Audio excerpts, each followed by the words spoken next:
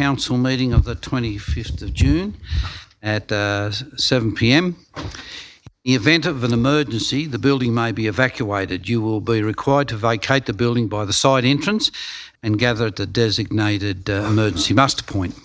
Under no circumstances is anyone permitted to re-enter the building until the all clear has been given and the area deemed safe by authorised personnel. In the event of an evacuation, a member of council staff will assist any member of the public with a disability to vacate the building. All councillors and staff are required to speak into the microphone. You may need to move your microphone closer to ensure you are heard and recorded on the live streaming, and your microphone will glow red when it is picking you up. Can you folk hear up the back? Thank you. I'll ask the General Manager to read out any apologies. I have apologies from Councillors Romano and Councillor Hamling. Someone move those? Move them. Councillor Romano, second. Councillor in favour? Against? Thank you. Councillor. Acting General Manager David Waddell is exposed this evening due to a family matter. The Acting General Manager tonight is Mr Ian Greenham. Okay. This council meeting is being live streamed and recorded. By speaking at the council meeting, you agree to be live streamed and recorded. Please ensure that if and when you speak at this council meeting, you ensure you are respectful to others and use appropriate language at all times. Orange City Council accepts no liability for any defamatory or offensive remarks or gestures made during the course of the council meeting. A recording will be made for administrative purposes. I'd like to acknowledge the Wiradjuri people, who are the traditional custodians of the land. I would also like to pay respect to the elders, both past and present, of the Wiradjuri nation, and extend that respect to other Aboriginal Australians who are present. Does any councillor wish to declare any conflicts of interest in any matter of consideration at the council meeting? Thanks, Councillor Milletta. Thank you, Mr Mayor. Just with regards to the budget, I'd like to indicate that I'm currently the President of the Orange District Football Association, and I see one of the items in the budget is for funding for some shelters out there at Jack Brabham Park. Councillor Milletta.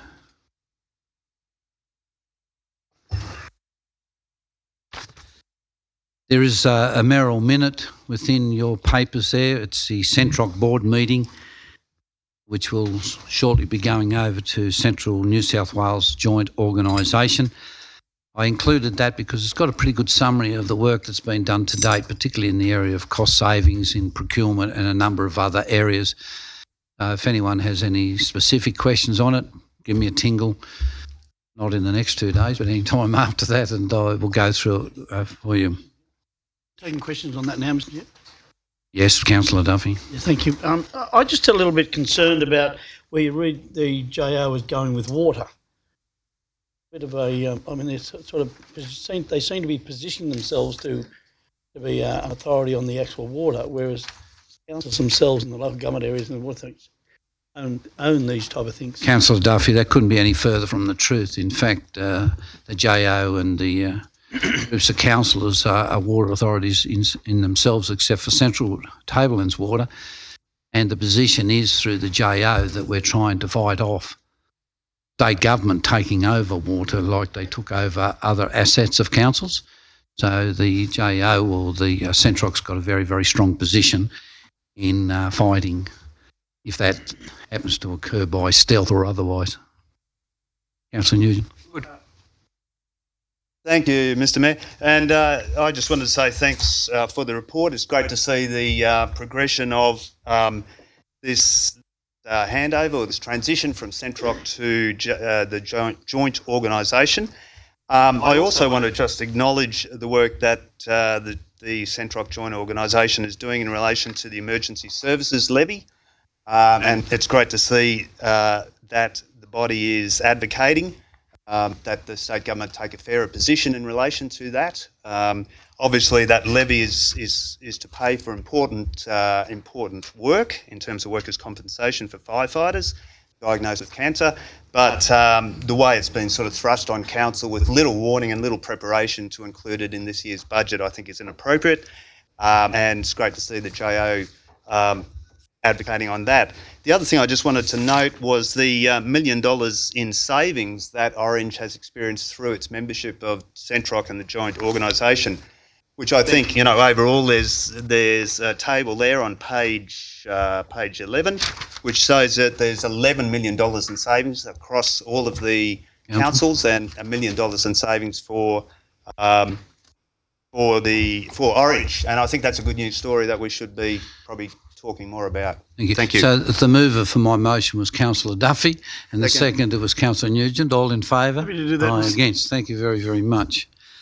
The Council will now be adjourning for the conduct of the open forum. We have a number of speakers, and I would ask the speakers to be succinct, stay within the 5 minutes, and if you possibly can, not repeat and go over the same issues. It's a lot better for everyone concerned if you deal on different matters, okay?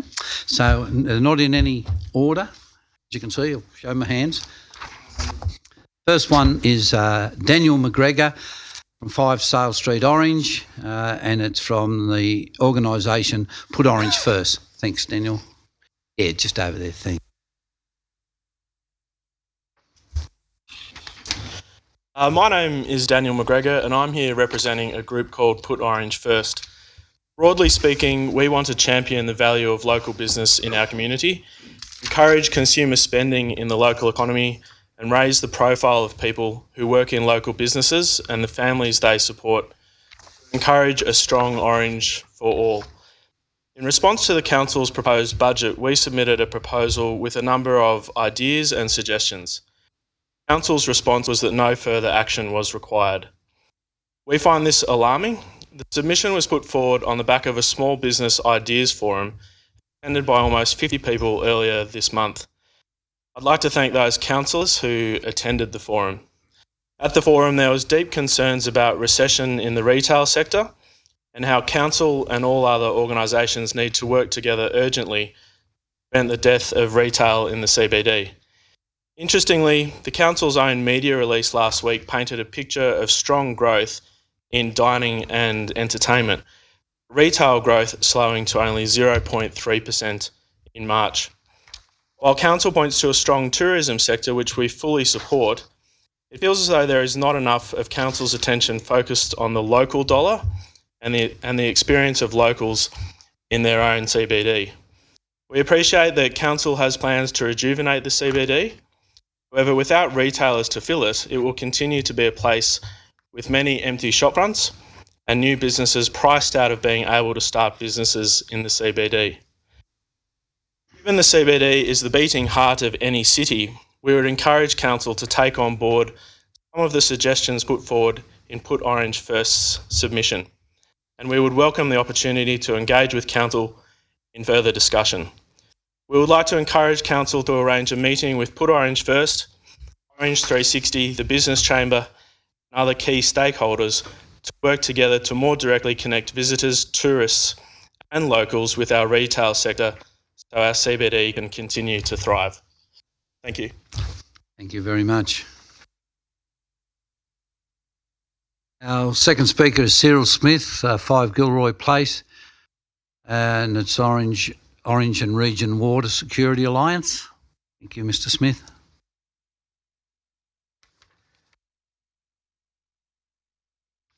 Mr. Mayor, I'd like to address the councillors on the behalf of Orange and Region Water Security Alliance.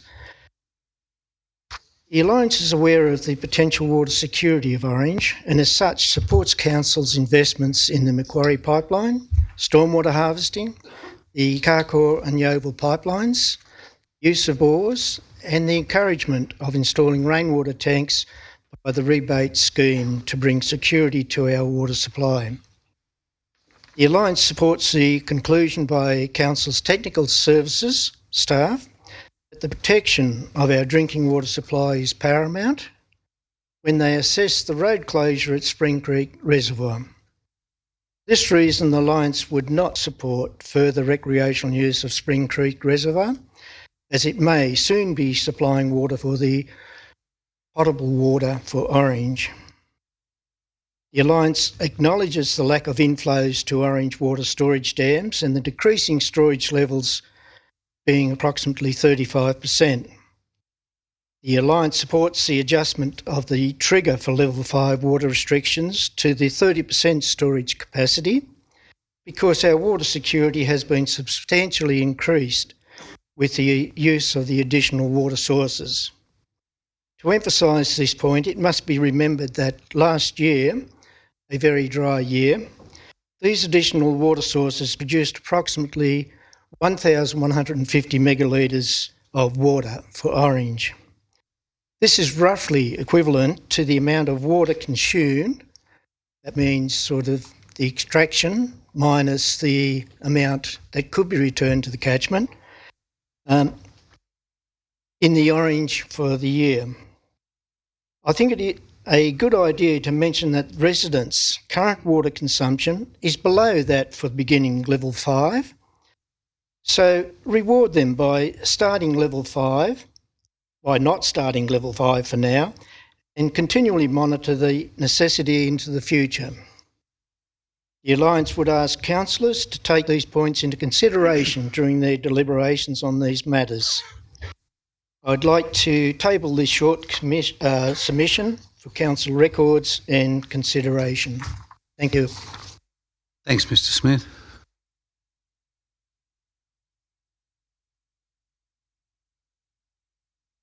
Our next speaker is Joe Sangster, 4 Malabar Road, and it's Spring Creek Reservation recreational use. Thanks, Joe.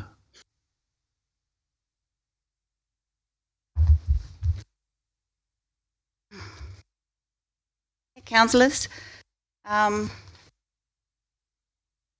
you've heard it all before, the environment and the birds. You had the Beard and Gold environmental report, land environmental court rulings, but nothing seems to make a difference. I just wanted to strip it back to the bone and hopefully get a clear look at this. As I see it, there are 4 main issues here. Firstly, Spring Creek Reservoir is our town's inner drinking water supply.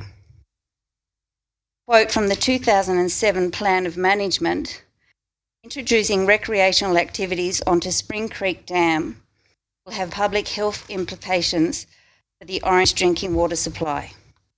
What has changed? Secondly, a vast and unique collection of birds, including rare and threatened species, choose to nest, breed and take refuge on Spring Creek. Thirdly, the ecology and biodiversity of the area is highly regarded and rated the 15th most important wetland in New South Wales. Council's commitment is to conserve biological diversity with ecologically sustainable development and to protect the critical habitat of those threatened species, populations and ecological communities that reside there. Cost. Pie in the sky figure of $500,000 to $3 million could be better spent, in my opinion, on something more sustainable and serving to a broader section of the community. And finally, the logistics of the site. I cannot see where an appropriate site would be for the car park, toilet and boat ramp. Just inside the existing gate, as mentioned, is not suitable due to the proximity to the natural area or what we've called the exclusion zone. An extensive excavation would need to be done to create a level area. Unless land is acquired, the next best spot would be over at the dam wall. Road would need to be widened to enable two-way traffic to access further around to a suitable site, and there is restrictions in place on number of vehicles that can travel along there. How the area is to be supervised and controlled is a difficult issue. It cannot be a matter of unlocking and locking the gate and the toilet block. There are exclusion zones to be adhered to, no swimming, no barbecues, no dumping of rubbish, animal carcasses or burning of cars.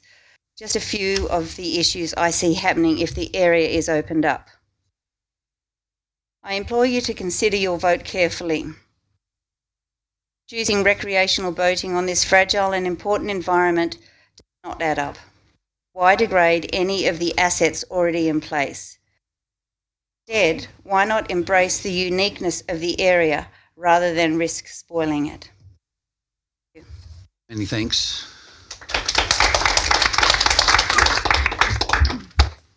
Just remind the forum, we have the forum so people can speak at the forum. I don't think there's any need for clapping or jeering later on if you hear something you don't like. I think it's just show respect to all the speakers and to everyone present. Our next speaker is Jane Tyak Houth from 97 Shepherd Road, and her topic for discussion is Spring Creek. Thank you, Jane. Mayor and councillors, just like to say I'm a resident around Spring Creek Reservoir. I live on Shepherd Road. I have for 16 years with my husband. We do get a lot of riffraff around that area, as you would read about in the papers and things like that. A lot of dumping of rubbish and burnout cars and things. And everyone in our street over the period that I've lived there has had things stolen from them. Personally, we've had $10,500 worth of gear stolen. And, that's coming in from the road. And one of my big concerns is who's watching our back now? If they're going to come in on the water, it's another aspect that we have to look at as residents that live on that area. Thank you. Thank you very much. Our next speaker is Steph O'Day, and it's from 53 Shepherd Road, 3 Spring Creek Res. Councillors, thank you very much again for allowing me to address you on this topic. I won't go over anything that Joe has extensively covered. We, of course, on Shepherd Road, we care for the area. It is a prime drinking source for all of us. We are not getting smaller, we're getting bigger as a city. We need to really look after that drinking source. The Cryptosporidium outbreak in Sydney in July, September 98 cost an absolute fortune for them to remediate, and then was due, they seem to think, due to human contact. Now, things are managed very well by the users at the moment. They have to do a review every year, allowed swim in it, and it is the human contact we're a bit worried about. I've spoken to the police, Sergeant Casey, about the goings on, as Jane mentioned, and he said that area is not on their not on their patrols. I spoke to Bill up the road, who had donuts going round his place on Friday night. I said, "What do you do about it, mate?" He said, "I don't go out anymore because I'm worried. I don't report it anymore." It's going on, but the residents are just putting up with it. I think if we were to then give a dead-end parking zone out of the way, we could end up with all sorts of trouble, as Jane had mentioned. We have 2 recreational dams in Canobolas and Gosling. I think the money that we're looking at here, $1.5 million, which I put to you, is nowhere near enough to actually provide the services that would be required. Were this to be directed to better fishing facilities, stocking of the fishing, creating better facilities and better habitat for the fish in the existing fishing dams, I think that would be money better spent. As I tabled last time some observations by Alistair Smith, I missed the most important one, which was the day after, where he had spotted on our dam, excuse me, Mayor, I've just got my papers a bit mixed up. He spotted on our dam 11 freckled duck, Mayor, on the 24th of December, which was the day before the ones that I'd put down. And I think that is one of the most threatened species of bird that we have in New South Wales. With that, the legal things, the spending of money on resources, on facilities that we already have, I suggest that we try and keep it shut. Thanks for your time. Thanks, Sam. Thank you. The next speaker is Tom Sealer, I think it is, 26 Kamali Circuit, and it's on the organisation is Futuring Orange. Howdy, Mayor and councillors. Thanks for this opportunity. I'll try and be brief, but I'm from Queensland. I can't commit to speedy talking. I'm Tom Seiler, a mining engineer. My wife is a small business owner. We're the children of farmers and small business owners. We're in our 30s. We chose to move to Orange to raise our family, and we have one on the ground and one on the way. We're West Orange homeowners, ratepayers. We might even be the next generation of Orange City councillors. We're swinging voters, if that's what you call people who vote based on a party's response to critical issues and not just on their colour. And we're stereotypical locals who want and need action on climate change. For us, climate science is not something to be believed in. It shouldn't be a policy decision based on political affiliations, but solely on pragmatism. It's a real, scientifically evidenced threat to our planet, to us, and it calls on every one of us to act. To us, it is just as a diagnosis from a specialist. We would not walk out of a medical consult choosing to ignore the science that tells us we have this or that disease.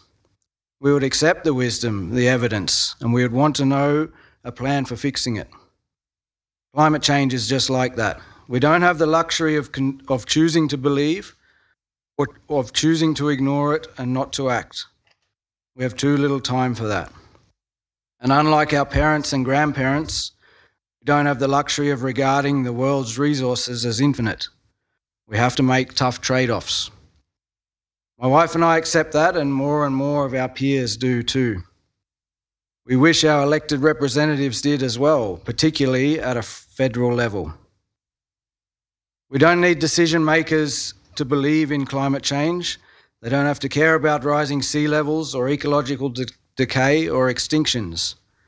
But can we at least be pragmatic and work together to make our community more resilient in the face of challenges that a changed and changing climate foists upon us?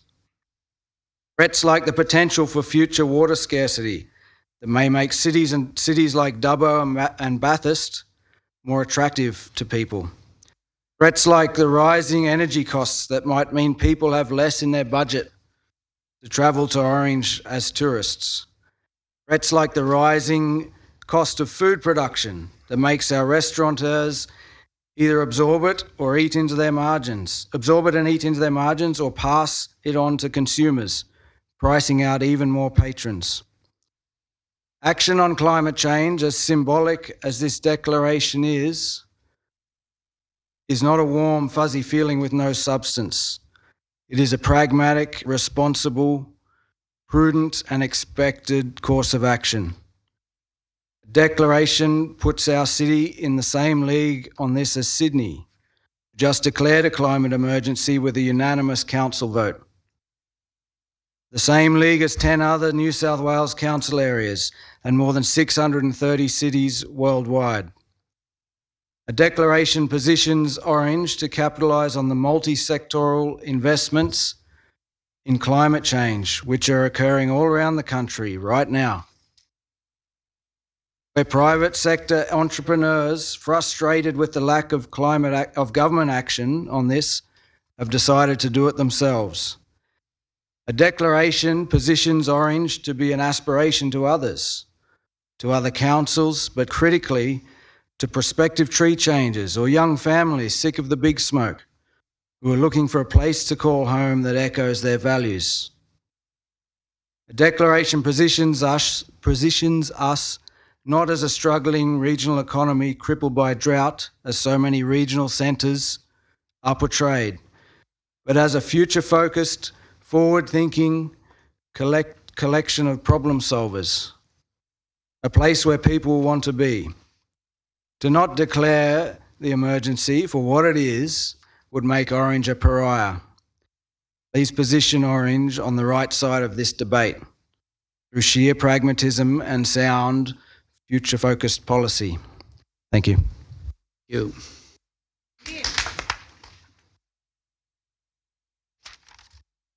Next speaker is Molly Harris, 3485 Mitchell Highway, Guyong. Climate change. We're on track for 3 to 5 degrees of warming in the next 80 years.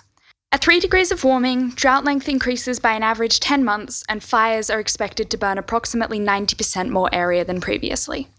At 5 degrees, most of the world is in constant drought, and it is too hot to grow crops away from the ever-rising coastline. 6 degrees means the likely extinction of 95% of species. Good evening, councillors and people of Orange.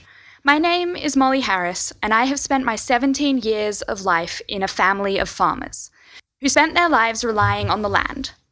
I do not remember a life when weather, particularly rainfall, has not been intimately tied to my home.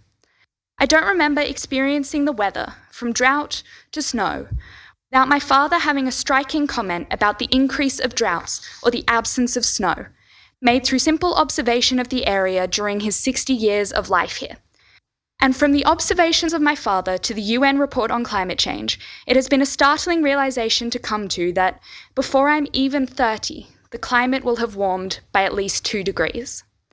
And yet, we have the technology to use renewables with the costs no more significant than coal and, in some cases, higher efficiency. Wind power, for example, runs at 40 to 70% efficiency, and while coal has a 33 to 40% efficiency, the 60 to 67% that it wastes is expensive both to the environment and the company. Sunlight, wind, and water all remain freely available natural resources. Besides this, soft plastic packaging, including the Glad wrap I'm sure many of us use to wrap school or work lunches, are overused and unrecyclable. Not so far from here, Bega Valley Council has begun an initiative which allows soft plastic to be separated and recycled. And the aim is to have the area running on 100% renewable energy by, or preferably before, 2030. Moving to the world of our wildlife, according to the report released by the UN yesterday, Australia is home to 500 of the million species currently on the brink of extinction. This gives us the dubious honour, in the words of Australian Geographic, of the highest extinction rate of any nation. Without action, many species, ultimately including ourselves, will continue to lose habitats and lives. To bring it back to all of us here, I want you to think of your children, grandchildren, nephews, brothers, sisters. Think of the children who will soon be teenagers and young adults, who will soon inherit everything we have built. I am one of them. I may be here today speaking to you, but ultimately my future is in your hands. The choice we have tonight is not whether or not this climate emergency exists, but whether or not we will acknowledge it and begin to work to fix it. As we approach the end of my HSE year, I enter upon my exams with the goal of achieving what I need to educate myself further and to make the world a better place, not only for those who are here today, but for those who will be here tomorrow. In the words of Sir David Attenborough, never before have we had such an awareness of what we are doing to the planet, and never before have we had the power to do something about that. The future of humanity, and indeed all life on Earth, now depends on us. In just over a decade, there will be no going back. Right here, right now, nothing is impossible. So I am here tonight to ask your help, to ask you to save not only our future, but the future of everyone who comes after us. Thank you. Yep.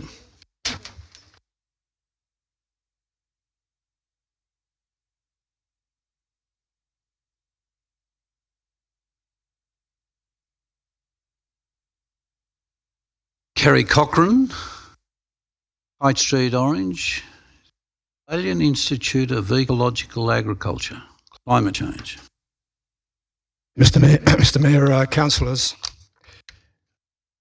as watching ABC Q&A a couple of weeks ago on climate change, and the comment was made, you have a problem with your car, you don't go and ask the butcher how to fix it. You ask somebody who knows, and my apologies to any butcher in the council.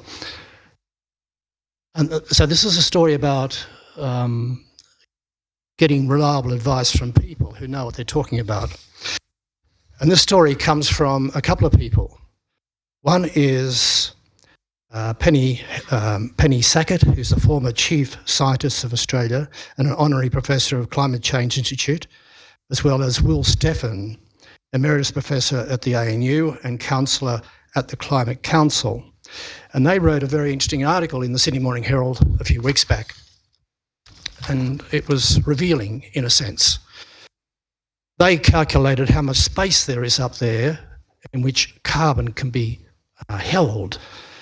And they calculated that at 1,000 billion tonnes of carbon. That's the total carbon budget from the beginning of the Industrial Revolution right through to now in order to keep the temperature below 2 degrees with 2/3 chance. Now, they say that humans have already emitted 585 million tonnes over the course of history. In addition, they say greenhouse gases, methane and nitrous oxides are also causing warming, and their emissions are calculated at 210 billion tonnes. That leaves roughly 205 billion tonnes leeway before we cross the 1,000 billion tonne threshold. And we have to knock that back further because of release of carbon from the land due to bushfires and due to the melting of permafrost, effects not counted for by the Intergovernmental Panel on Climate Change. So their conclusion. The conclusion of Penny Sackett and Will Steffen, probably the highest authorities in this country on this matter, that only 95 billion tonnes are left to spend on carbon dioxide emissions, and with 10 billion tonnes of carbon emitted every year, without immediate action, humanity will burn through the remaining budget in just 10 years. Now, there might be a bit of elasticity on that, but 10 years is what we should be reckoning with. So their absolutely final conclusion: in 10 years, the chances of holding warming to 2 degrees will drop below 2/3, and we might as well flip a coin to know whether the climate will exceed boundaries maintained for more than 1 million years. So it's serious business. And therefore, I ask that the Council do a couple of things immediately. And one is create a subcommittee of Council with people from the local community who can focus your debate on this issue and make recommendations to this council in the same way as you have a Parks Committee or a Roads Committee. That you allocate budget to that particular committee to travel Australia and speak to councils that are doing something. Because I don't know that this council's doing all that much, but I could be corrected. In other words, from my point of view, from the perspective of someone who's interested in the ecology of the system, as the institute that I'm president of is focused on, I think that when it comes to the management of the environment or the management of well-being of all organisms, nothing is more important than the ecology of the system. And in the farming world, we're seeing that happening all over the country, where people are starting to move away from the old traditional ways of managing the production of food and fibre and starting to think about how we can lower the carbon dioxide emissions into the atmosphere and put more of that carbon dioxide, or carbon at least, into the soil. Thank you. Thank you, Mr. Cochrane. Our next speaker is Georgia Noble from 101 Green Hills Road. Very nice, thank you. Good evening, councillors and people of Orange. My name is Georgia and I'm a Year 12 student in Orange. As a student graduating at the end of this year, I cannot express the level of dread that I feel for the coming future in a time where I should be excited for the endeavours to come in terms of career and future opportunities. When I graduate, my personal ambition is to go into the animation industry, but I cannot help but feel the immense self-loathing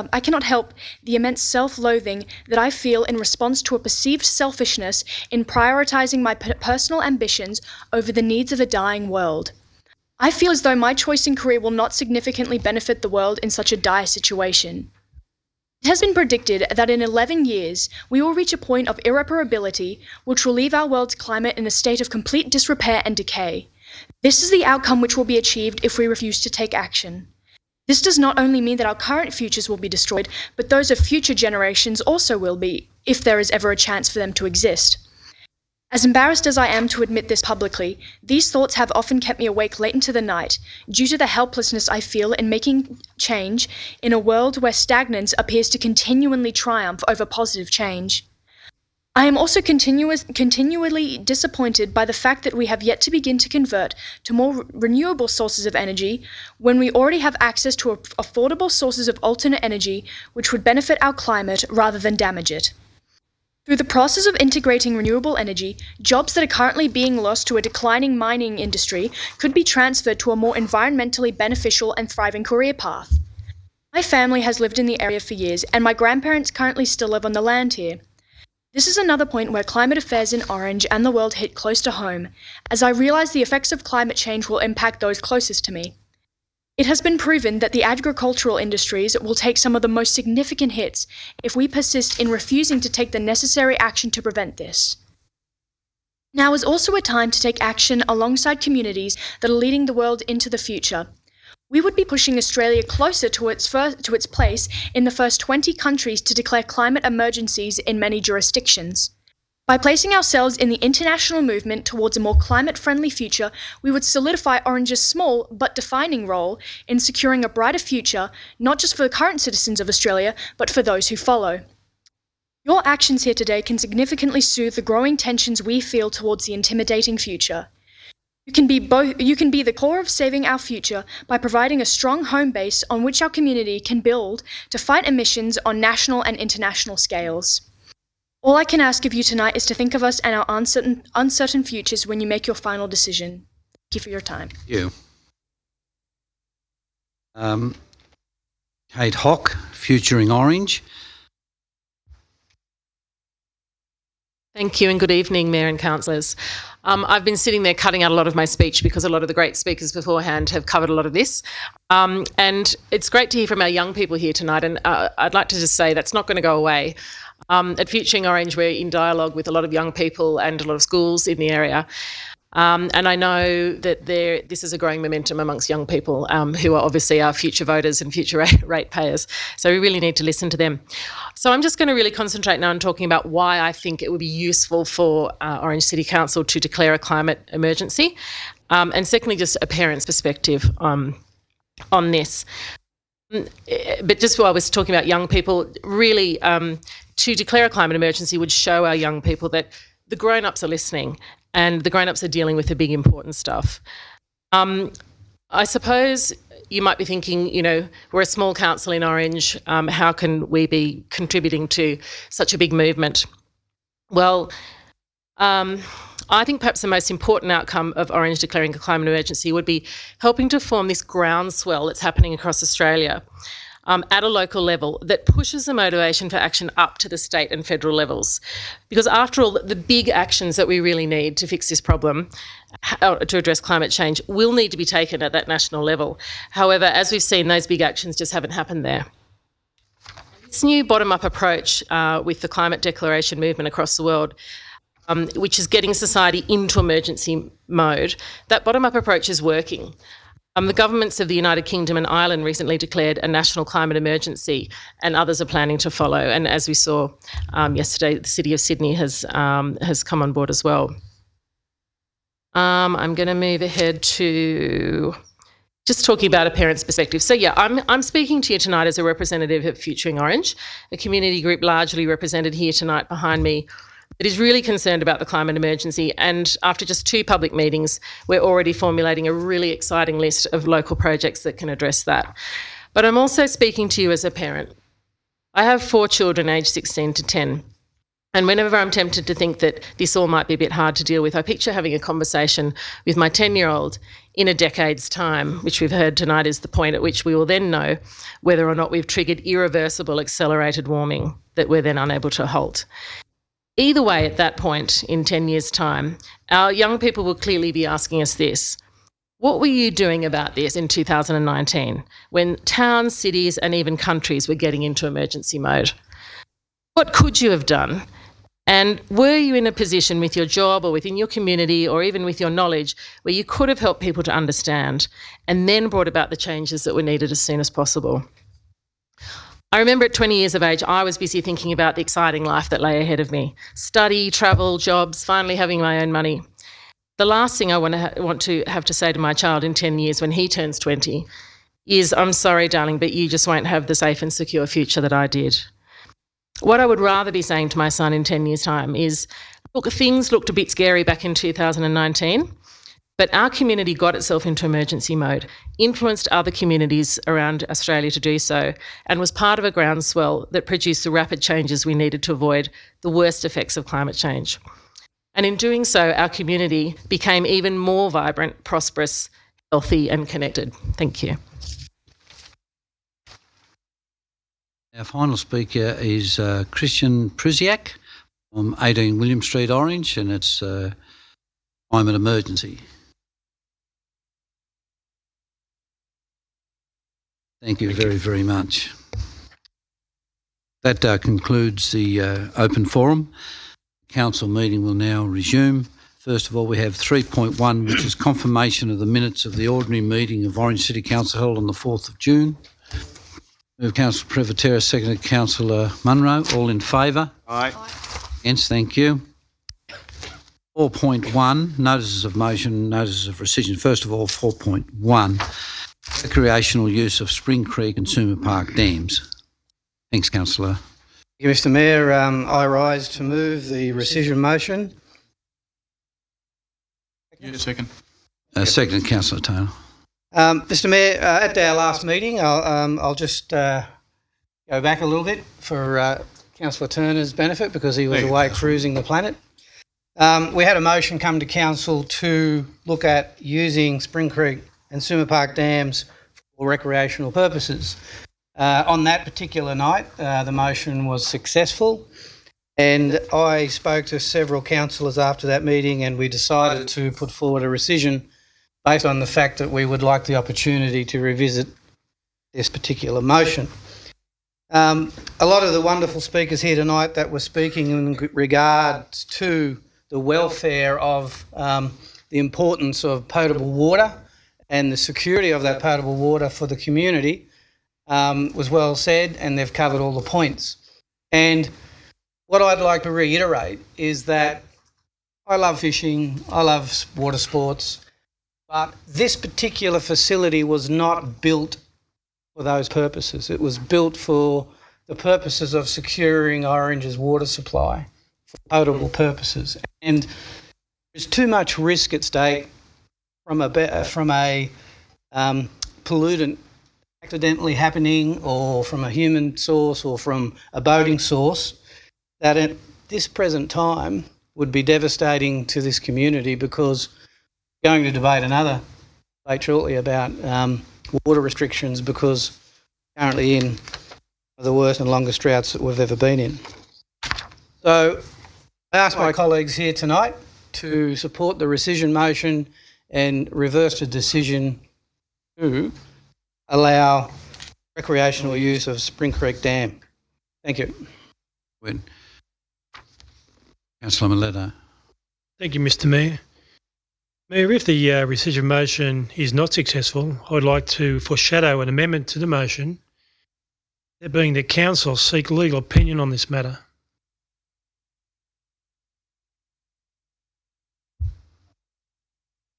You're speaking for or against the rescission motion? For the rescission motion.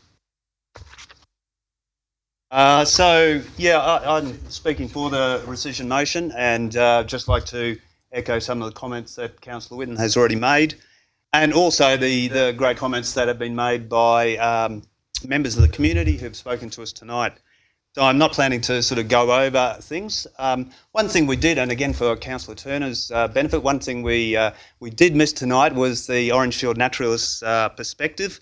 Last meeting we had Dr. Bernie Huxtable here, and he spoke very eloquently about the importance of this area as a habitat and breeding area for water birds.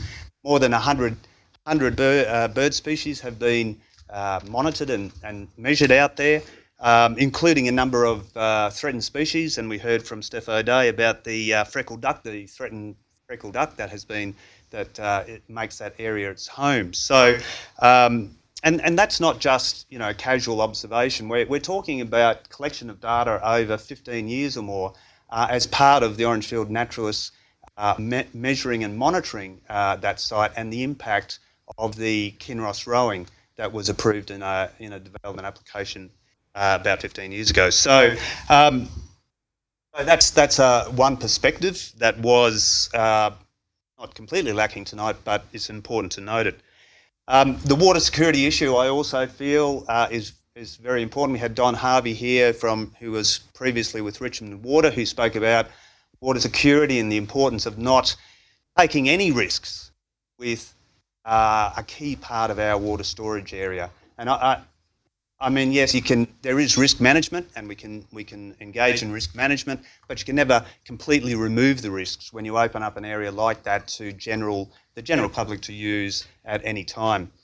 So I think that's a second point. And the costs we've already heard about tonight, various estimates, $500,000 to $1 million to $1.5 million to develop the area. But the thing I just want to add to that is the $120,000, maybe $240,000 that will cost to maintain that on an annual basis. So that's a major impact on our budget. I would prefer, as some of I think Mr. O'Day said, to consolidate areas that we've already opened up for recreational use, put the funding into that, make them the best possible places that we can, and provide them as a showcase and a fantastic for the people of in general, and keep Spring Creek Reservoir for the important purposes. Are there any speakers against the rescission motion? Councillor Privatera. I'll speak against the motion. You must remember that Spring Creek Reservoir at the moment is being used for recreation rowing by Kinross. Also got a motorboat going up and down with that, which this motion will not allow. Motorboats on there. You must also remember that the Birdwatch Association, which are often in the reserve, are in there illegally using that reservoir. So this motion is to make them legally use that as bird watching area.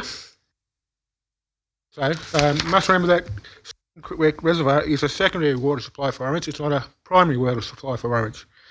And all water supply in Orange is treated.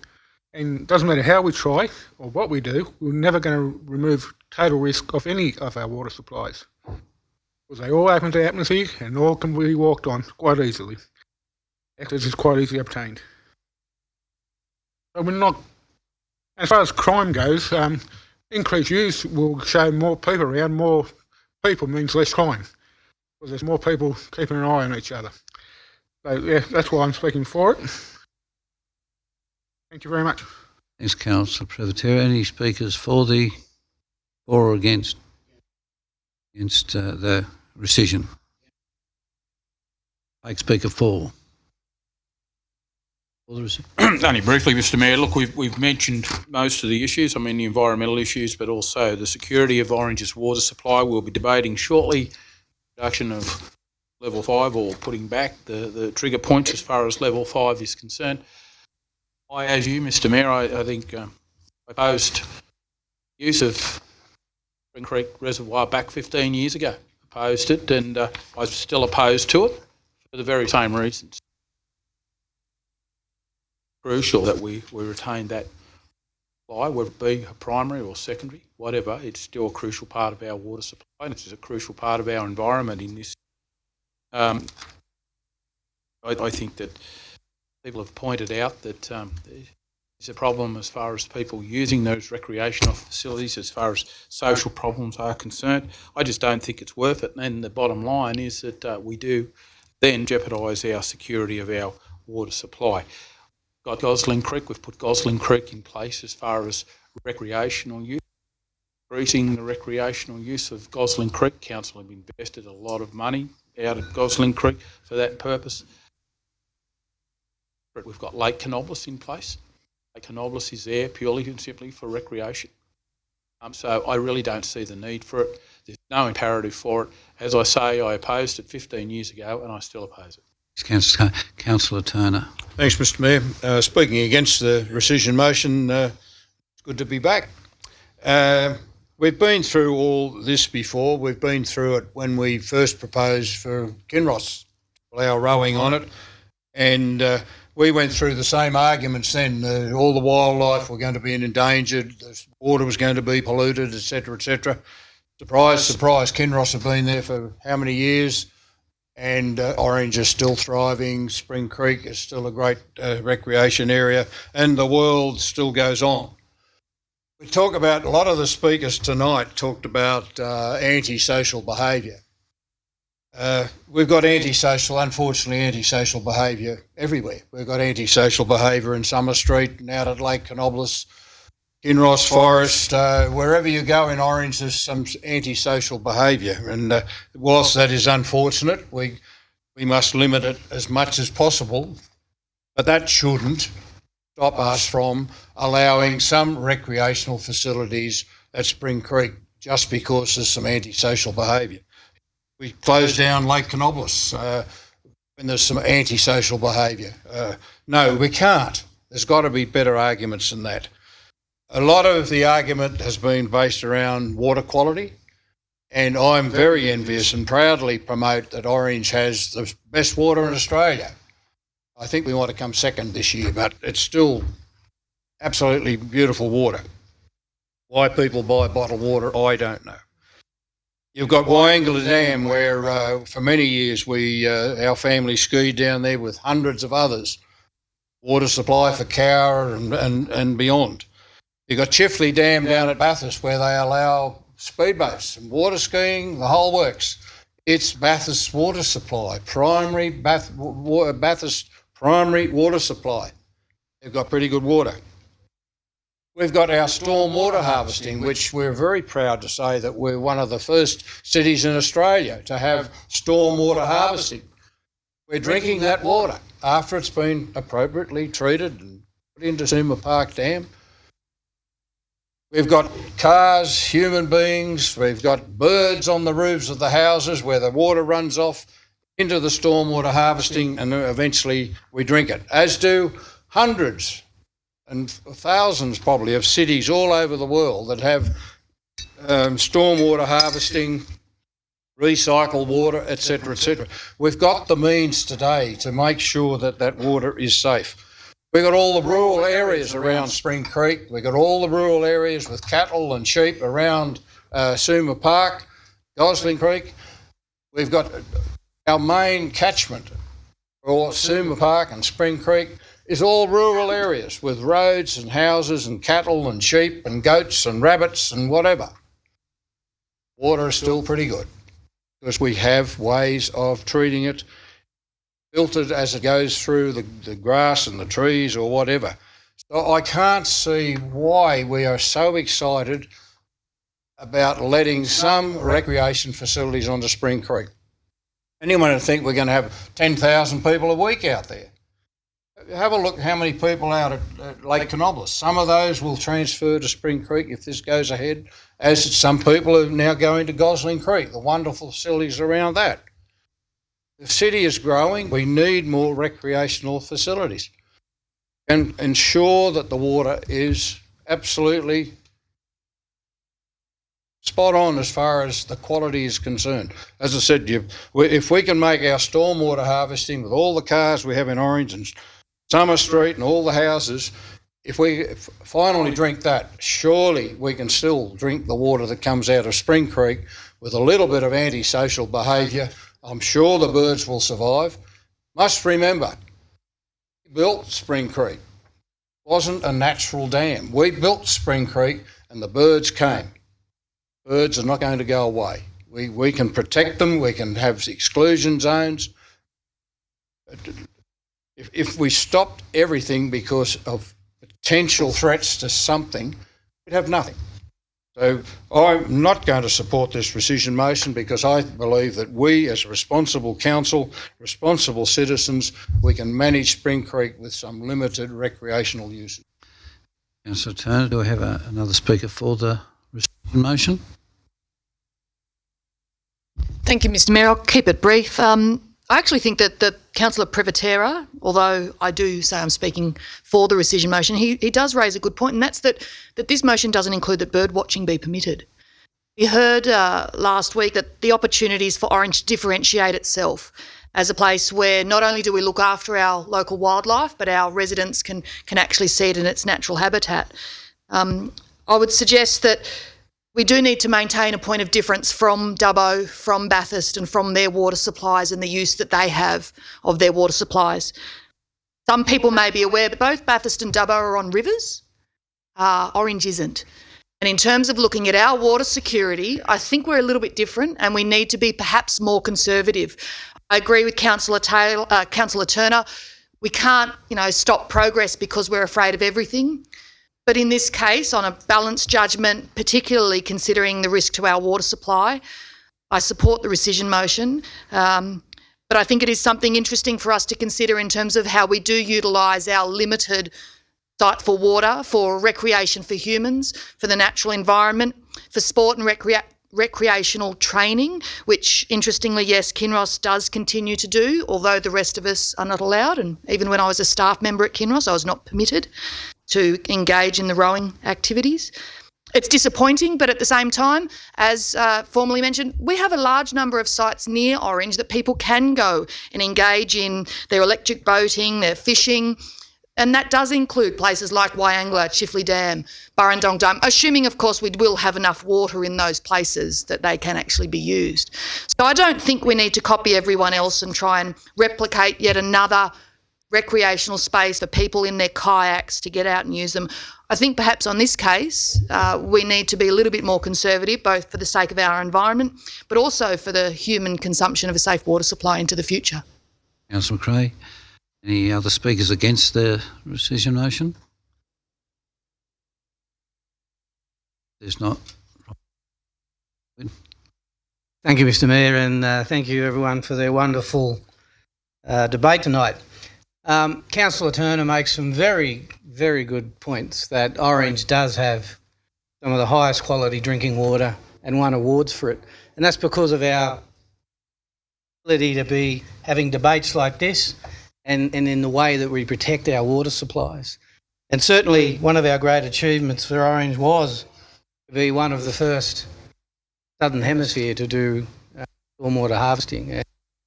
I remember during that debate in the CBD of Sydney, during that longest drought, something like the report said 1 inch of rain in the CBD of Sydney, 100,000 Olympic pools of fresh water go into the ocean, harvest their stormwater. So with that, I put to you all the support of the rescission motion, and we continue to protect our quality water supplies in the Orange City. All in favour of the rescission motion, you'll have to put your hands up, please. 1, 2, 3, 4, 5, 6, 7. Against, you'll have to show your hands, please. That's the new 7-3. The rescission motion is 1. Councillor Ledo, what was your question, sorry? It was only if it... Yeah, thank you. It was lost. Chairman, is it possible that I can move a motion from matter arising from that debate? The matter arising is that I understand... I haven't answered the question yet. Haven't answered the question. Oh, yes. I thought I heard you say yes. Not just... It's related to the Spring Creek Dam, it is, yes. And I had a quick discussion with Councillor Munro before, and we're looking if council staff could bring back a report to us to look at using Spring Creek Dam as an environmental educational process involving the public and bodies. How about you come back with the motion that way next council meeting? I'd love to do that, Mr Mayor. Thank you very much, and make sure you write it down succinctly. And Councillor Munro will second it. Well, it was my idea, wasn't it? But anyway, well, that's listen, all right. listen. We That's don't have okay. to go into it now. It's going to come. Councillor Munro, can you just take your seat, please? It's going to come back as a motion. We're not going to debate it. We'll move on to 4.2, which is the notice of motion, water restrictions. Good. Okay, 4.2. I will move that motion. I'll second that, Mr Mayor. Second, Councillor Taylor. If I may, look, I think it's self-explanatory in there. We had a water summit, a mini water summit, I should say, with Central Tablelands Water, Blaney Shire, Orange City Council and Cabonne councils. And part of those discussions were looking at how the different trigger percentages and what different water restrictions actually mean. I spoke with the director, Mr Ian Greenham, who's in charge of his areas in charge of our water supplies, and I think one of the startling things that showed out with our levels and our trigger points, they're a bit skew with. If you look at other councils, because a lot of these were brought in prior to us having water harvesting, stormwater harvesting, access to 2 bores that have been commissioned now, and other aspects. If you look at it, the most successful thing that we've had in Orange, people haven't got this in front of them, is that Orange consumptive water use per person per day, at the moment is about 140 litres per day. That is about half of Bathurst, certainly more than half, less than half of Dubbo's. And the trigger point for level 4 we wanted to get down to was 200 litres per person per day, so about 25% under what we want to be. And I think we should be bringing our triggers back so they are in relation to the councils around us. We're hoping to have that level 1, 2, 3 and 4 means the same thing in all those council areas. And I think sometimes we need to acknowledge the great work that we've done in the area of water sustainability in Orange. Very, very easy for the majority to condemn Orange and use the argument all the time we're not on a river, etc. and so forth. But we've really showed our credentials, and that's been due to this council and the community of Orange taking on water efficiency and effectiveness in a whole range of areas. When I'm finished, Councillor Miller, that would include the things that we've actually done in, looking after gardens, in showering, a whole range of community education programs that have certainly changed culture in Orange on how people use their water. And I'd like the councillors to support me on that. And by all reckoning, even if it doesn't rain, we wouldn't be going into there until October. Thank you, Mr Mayor, and thank you for the opportunity to allow me to stand up this time. With regards to the motion itself, you are correct that we aren't on a river, which makes me curious as to the motion itself. If I look at the motion, and if we're trying to get in line with everybody else, the first thing which comes to mind is catchment areas. And if I could compare it to 2 glasses, schooner glass and midi glass, they've both got 30% in each. At the end of the day, the amount's going to be different because of the size of the glasses. I'm just confused about what this is trying to do. If our water catchment or basin is considerably smaller to, say, Chifley or Wangla or something like that, how can we align ourselves to have the same levels that they have if our catchment area is smaller? I don't understand. I mean, what they're doing down there is different to what potentially we are going to do here. Am I missing something here? Or? I'll ask the Acting General Manager to answer that for you. It's a good point to bring up comparison in size, and if we take a look with one of our neighbouring councils that we do have water sharing agreements with, and that's Cabonne. They have a considerably smaller water storage than Orange. They also have a smaller community that they're serving. The same, they have this similar trigger point at 30% for their level 5 water restrictions. And Bathurst? And Bathurst have a similar restriction at 30%. Size of catchment? Size of catchments, slightly larger, definitely. But Bathurst are also considering going into severe water restrictions in October after the long weekend. So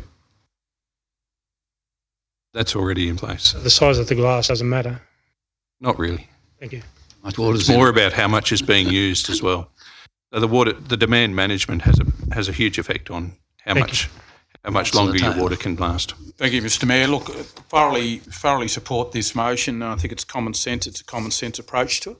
I have always been against the council using the big stick as far as water restrictions, as far as the citizens of Orange are concerned. Orange citizens have been water-wise for many. We know, some of us that have been here for quite some time, the battles that have occurred over water in this chamber over many years, what we've done to secure water supplies. I can't recall too many councillors who initiatives that we've put in place.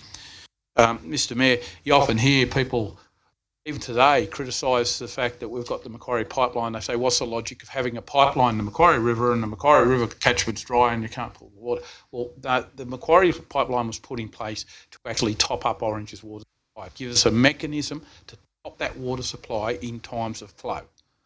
Never meant it's dry, obviously you can't pump out of it. So it gave us another mechanism. We put water bores in place, stormwater harvesting in place.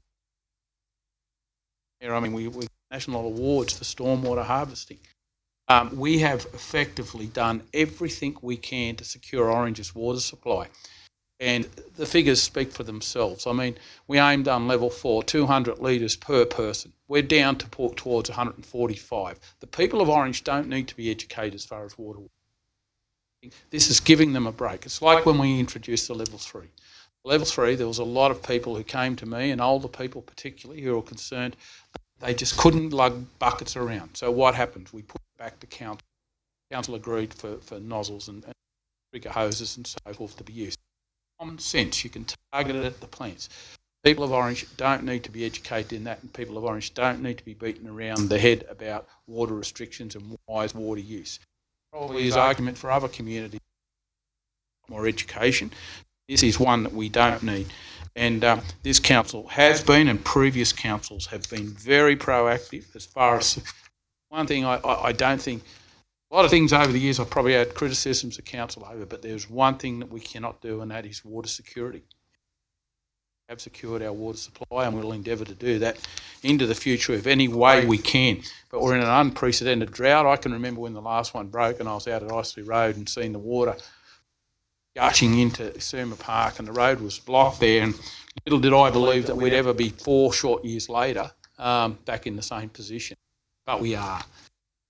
So water wise, people of Orange are well and truly educated, and they do a great job, and I think this is a common sense decision that reflects that. Yeah, we should always review when the triggers approach, see how the people of Orange are responding, but they've responded magnificently. And we should reward them. Speaker against the rescission motion? Against the motion, sorry. Motion. Any speakers against the motion? If there's not, I'm going to put it. All in favour? So, Councillor, no, I'm going to put it. All in favour? You've got to put your hand up now. Thank you.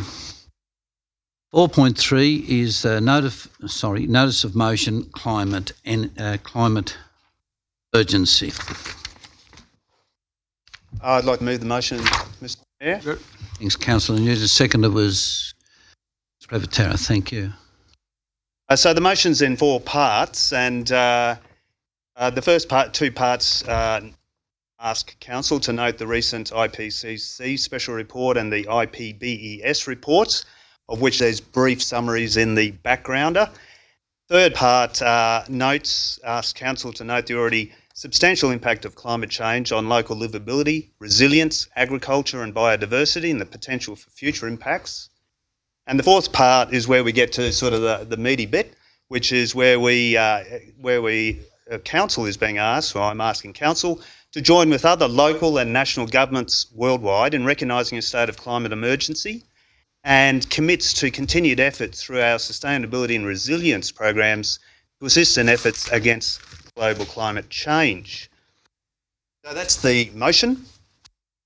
And I think it's important just to reflect on the words climate emergency. while, you know, we're talking time frames like 10 years, and that sounds like a long way away. But the thing with climate change is that there's already a certain amount of climate change dialed into the system, and it takes a long time to turn things around. Because we're talking about structural change, infrastructure change, changes to our industry, changes to the way we power our society. So those changes require time to occur. The point of a climate emergency is not to say, you know, things are going to hit rock bottom tomorrow, although we've already been talking about the current drought that we're experiencing, but it's to say we need to act and start acting now to produce change that will result keeping global climate warming below 1.5% or below. The predictions, when you go to the IPCC report of the United Nations body, that's the United Nations body that assesses science-related climate change, it identifies significant risk, natural and human systems, if global warming reaches 2 degrees Celsius or more. And there's a number of, in the background, there's a number of items identified: hot extremes, increased probability of drought, quicker rate of sea level rises with reduced opportunities to adapt, but an increased species loss and extinction, which we're already seeing happening around the world. I don't know if you saw the ABC, Four Corners last night, a program called Extinction Nation, and identifies what some of the speakers talked about, the 500 species in Australia that are very close to extinction. And I think Australia has the worst record of any country in terms of mammal extinction. And yes, this all sounds like doom and gloom, but there is good news, so bear with me.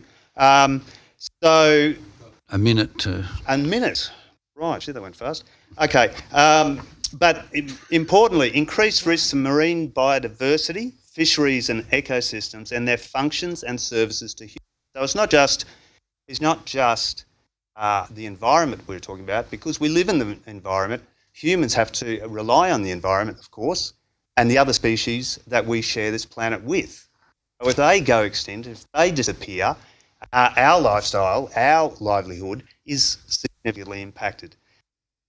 One bit of data that we didn't hear about during the previous presentations was the ANU modelling of federal electorates around Australia, and Clare is identified as one of the top 5 electorates most likely to be impacted by climate change. We're talking about 4.3 degrees Celsius hotter on average. This is 2050. We'll no longer have winters as we know them now. It'll be dominated by extreme heat with up to 121 days, an increase of 48% over 30 degrees Celsius, and we'll get 24% less rain. You're going to have to wrap up. Okay, I'll wait for the right of reply. Yeah. I'll come back with that. So they're the stats. That's the science. I think we need to listen to the science, and I think we need to listen to the members of the local community who are genuinely concerned about this issue and want to see council take a lead. I think we've got an opportunity here. There's no other council in the Central West that have declared a climate emergency. It was fantastic to see the Australian Local Government Association last week declare a climate emergency. 134 to 68 councils voted for declaring a climate emergency. So that's representing every council around Australia. And City of Sydney last night. I'll come back for my right of reply. Thank you. Any speakers against? Councillor Whitten. Thank you, Mr Mayor. Firstly, I'd like to thank everybody who spoke tonight. I thought the debate and the speakers were wonderful. I was a little concerned about some of the younger folk who are worried about their future and keep that passion, of course, not the worried about your future bit, but live your life for every day, right? Because there's going to be a bunch of other things that, as well as this, that come along. This is a divisive debate globally, not just in this night, or may not be divisive tonight. And one of those things is because you have people in greater capacities than those of us in this room tonight. We've got access to far greater information about the misnomers, the truths of what's really happening. And they can't come to a consensus. And I note in the document, the papers here, that one of the concerns locally, and this is why the debate is divisive, because there's one side and they don't want to listen to another side, right? Unfortunately, right?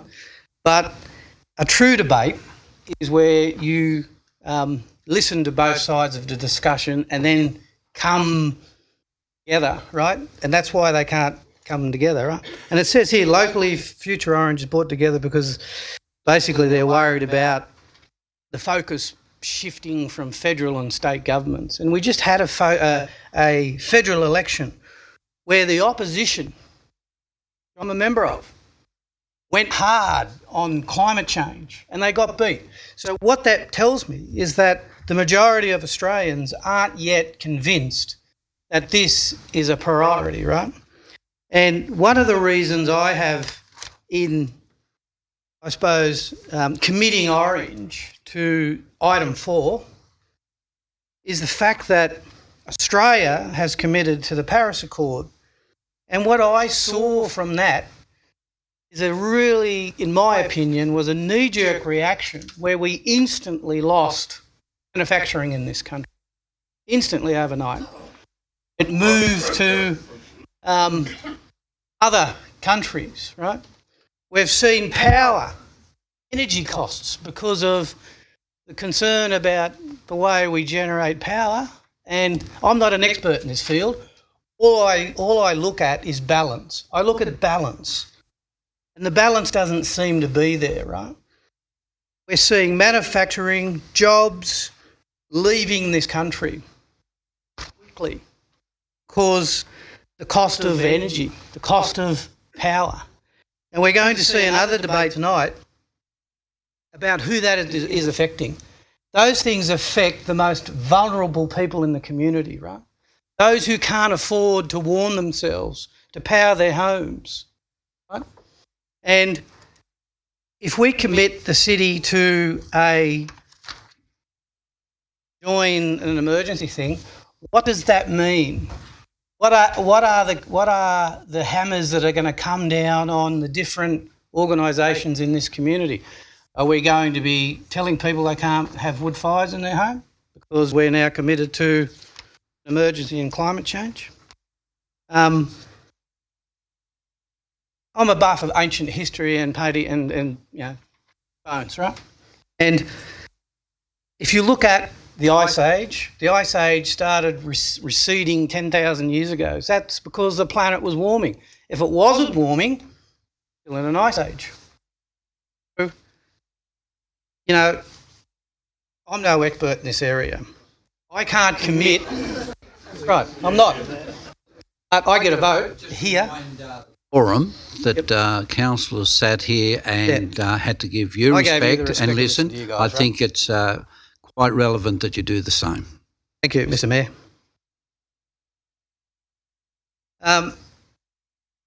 We live in, I suppose, one of the best countries in the world, and that was built by our forefathers. And now we have the most resources of any country on the planet, yet we don't use those resources in our own country today to benefit this country.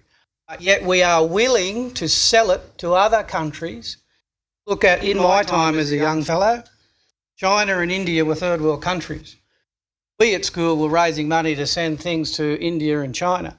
They are now the economic powerhouses of this planet on the back of our resources, taking our jobs because we've decided to rather take the slower approach, sorry, I've got a minute. I think what people understand is that I can't commit Orange to something I've seen like the Paris Accord that may affect and families unknowingly.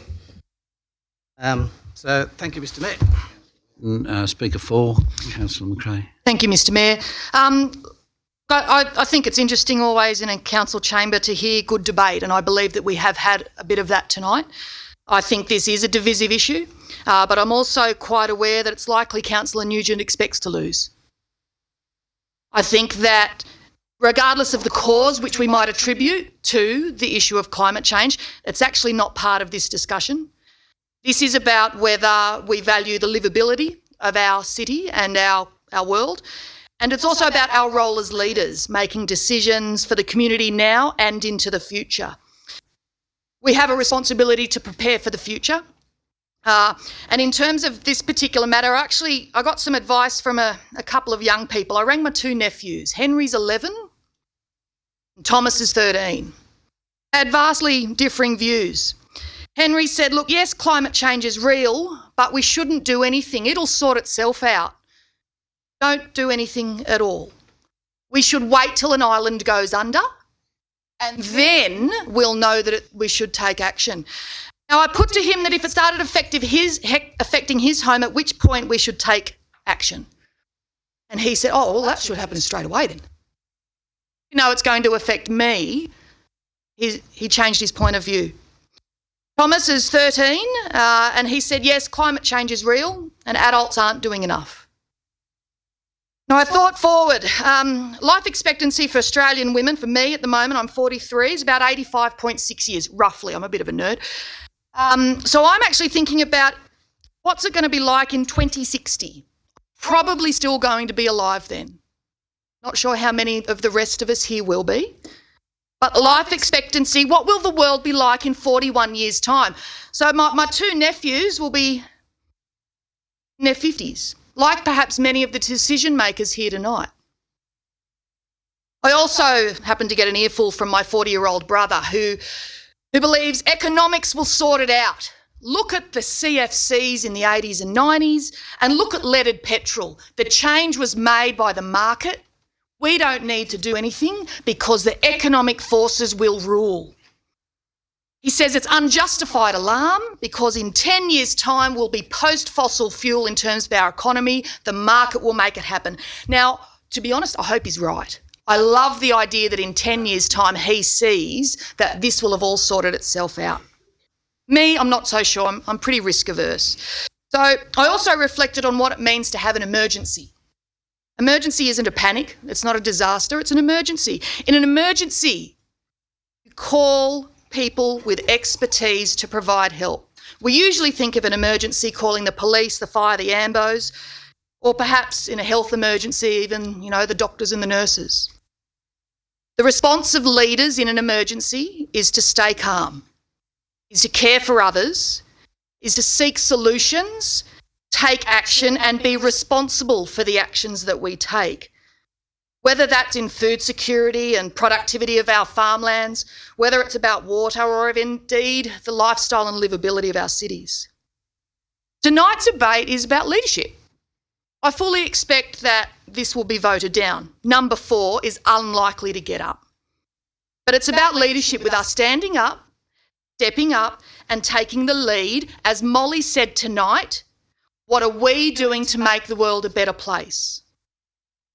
I'd love the idea that in 12 months' time this comes back to council and we can say, look, there's no emergency anymore because everybody listened and we've made such huge changes that we can call off this emergency. I love that idea. Maybe it'll be a year's time, maybe 5 years' time, maybe 10 years' time. But in my time in local government, we've seen massive change. 12 months ago at the local government National General Assembly, there was no chance that a climate change motion would get up. And we have seen a huge shift. And I feel privileged that I was able to attend alongside Councillor Duffy, Councillor Miletto and our Mayor. But there's been a huge change in local governments across Australia on this matter. This is Orange's opportunity to lead in the Central West and to lead as a regional council. Councillor Nugent, look, he's often seen as, the guy who sits next to me and sometimes the green looks like it's rubbing off. He's seen as being the other, as the Greens often are, a vocal 10%. To the debate, I will. Yeah. But As Councillor Whitten said, And you've this got is about 5 listening. seconds. If we are listening and we are making critical decisions on the matters that come before us, I look forward to considering what 2060 will look like if we can think 5 generations ahead. Thanks, Councillor McRae. Councillor Turner, are you speaking for or against? Against, Mr. Mayor. Okay. I, like most Australians, most people throughout the world, I think are very confused about the whole issue because we've got expert opinions from both sides. I know some of us received an email from Tony Lay this afternoon. I listened to a couple of the little speeches and both sides were convincing. He also sent some statistics about all the coal-fired power stations, which quite a lot of them we're supplying the coal. And we've got 6 power stations in Australia and there's a lot of pressure to close them down altogether. We are told that Australia could close down tomorrow and it'll make no difference whatsoever to climate change.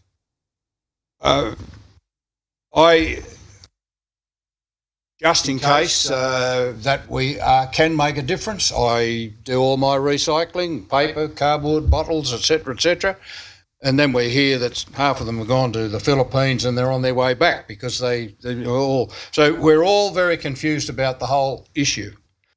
I believe that with the statistics, there are enough statistics to show that there is some climate change occurring.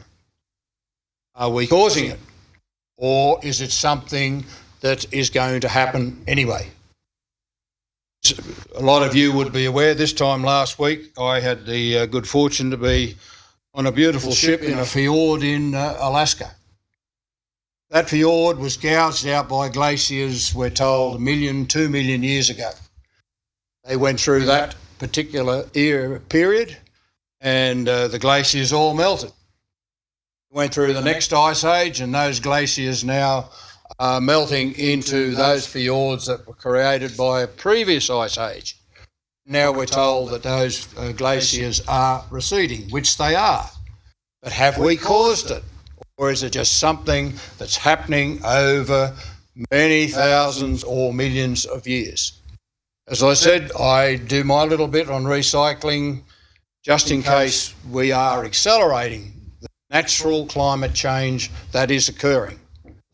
What difference I will make, I do not know.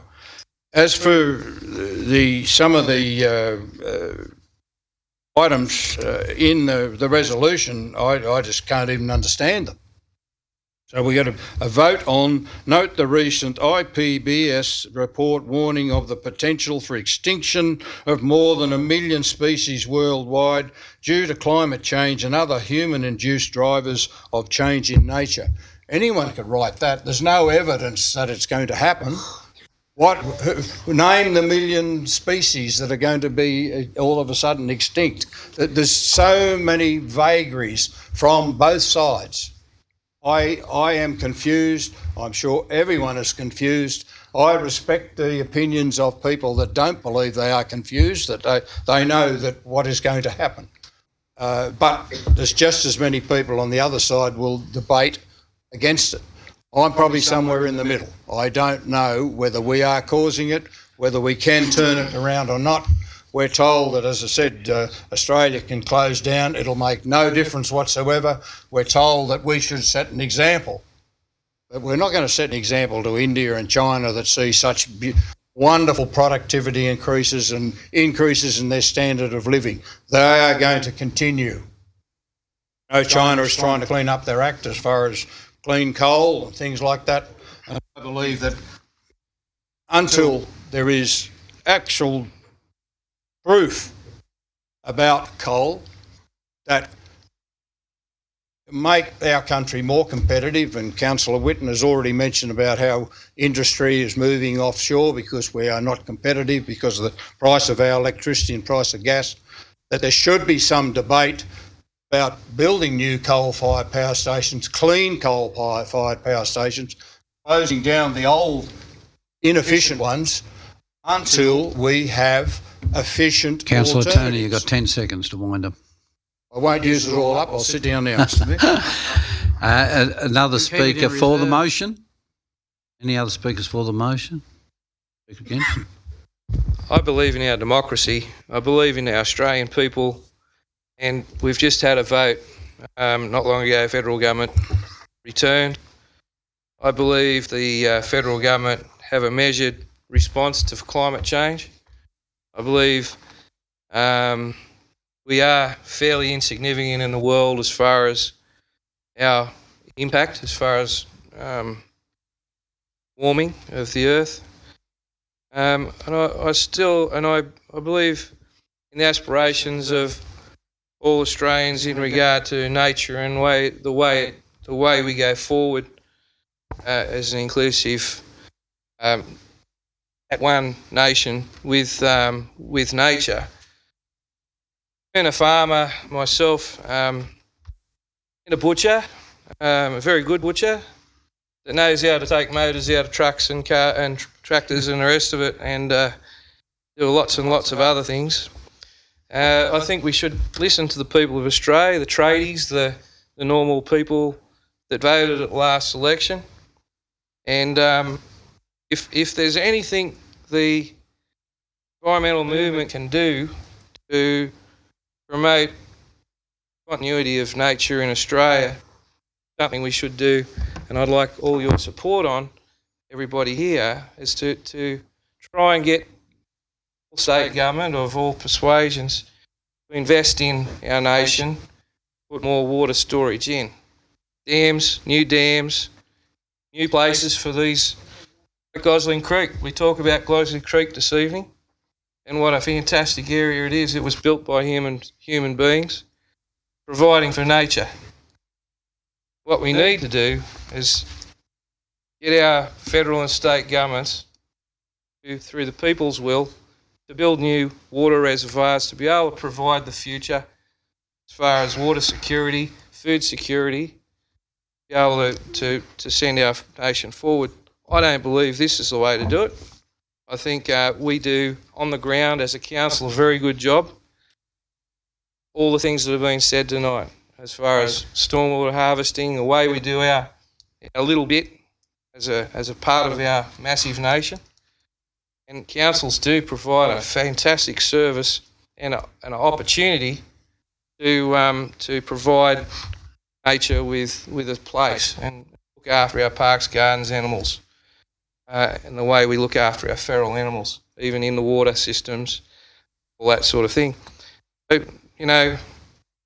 aspirations of the future for young people. I listened to the young lady that spoke, and I've got 4 children too, and I ask my kids, what their thoughts are.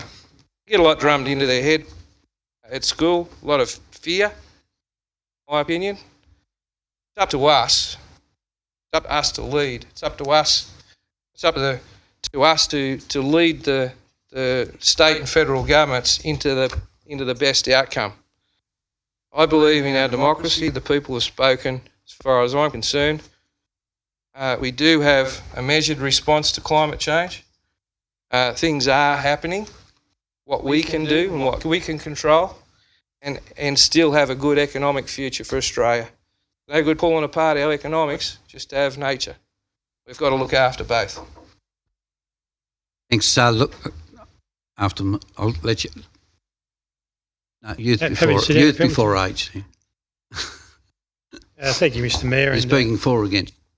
Speaking against the motion, Mr. Mayor, but I thank the speakers for their in-depth knowledge, especially the way they spoke. Also to the other councillors. Councillors, I agree that climate change is concerning. However, I'm concerned about making a decision here tonight based on the limited amount of information I provided. I'm aware that about 3% of CO2 in the atmosphere is due to burning of fossil fuels. According to a new post on the Hockey Skutik Review, a new paper that finds about 3.75% of, which is about 15 ppm of CO2 in the lower atmosphere is man-made from burning of fossil fuels, and thus the vast remainder of 600 ppm atmosphere or atmospheric CO2 is from land use changes and natural sources such as the ocean, outgassing and planet respiration. This new work supports the old table from the Energy Information Administration, which shows the same thing, which indicates that about 3% of the atmospheric carbon dioxide is attributed to human sources. The numbers are from the IPCC data. They're just doing the maths before I came here tonight for coal-fired power generations in Australia. These are my figures. People might have a different view, but based on what I've read, climate scientists tell me about 97% of carbon is generated naturally and humans contribute about 3%. So climate scientists tell me Australia constitutes 1.3% of that 3%. Of that 1.3%, 33% is attributed to coal-fired electricity generation.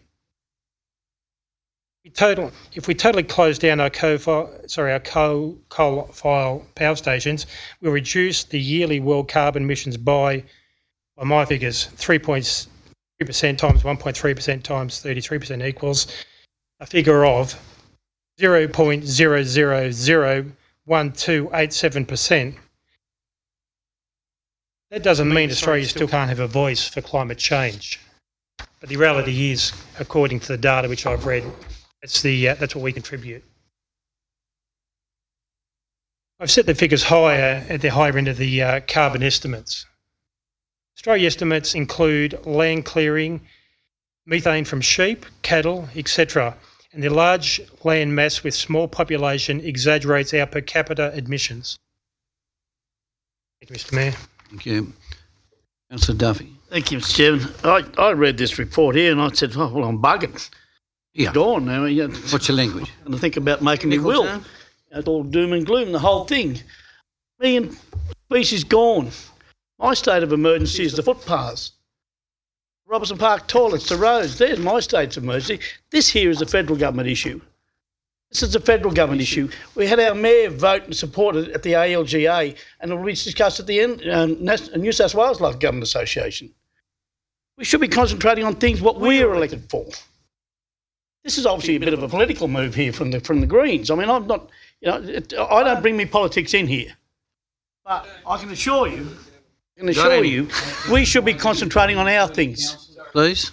And a very minute little bit that we contribute to climate change. We're only 25 million people. Councillor Whitten mentioned the Paris Agreement. Well, we stuck there pretty well. Donald told us what he thought of that, didn't he? Fancy us telling India and China and America what to do. Kevin Rudd tried it. Look where he finished up.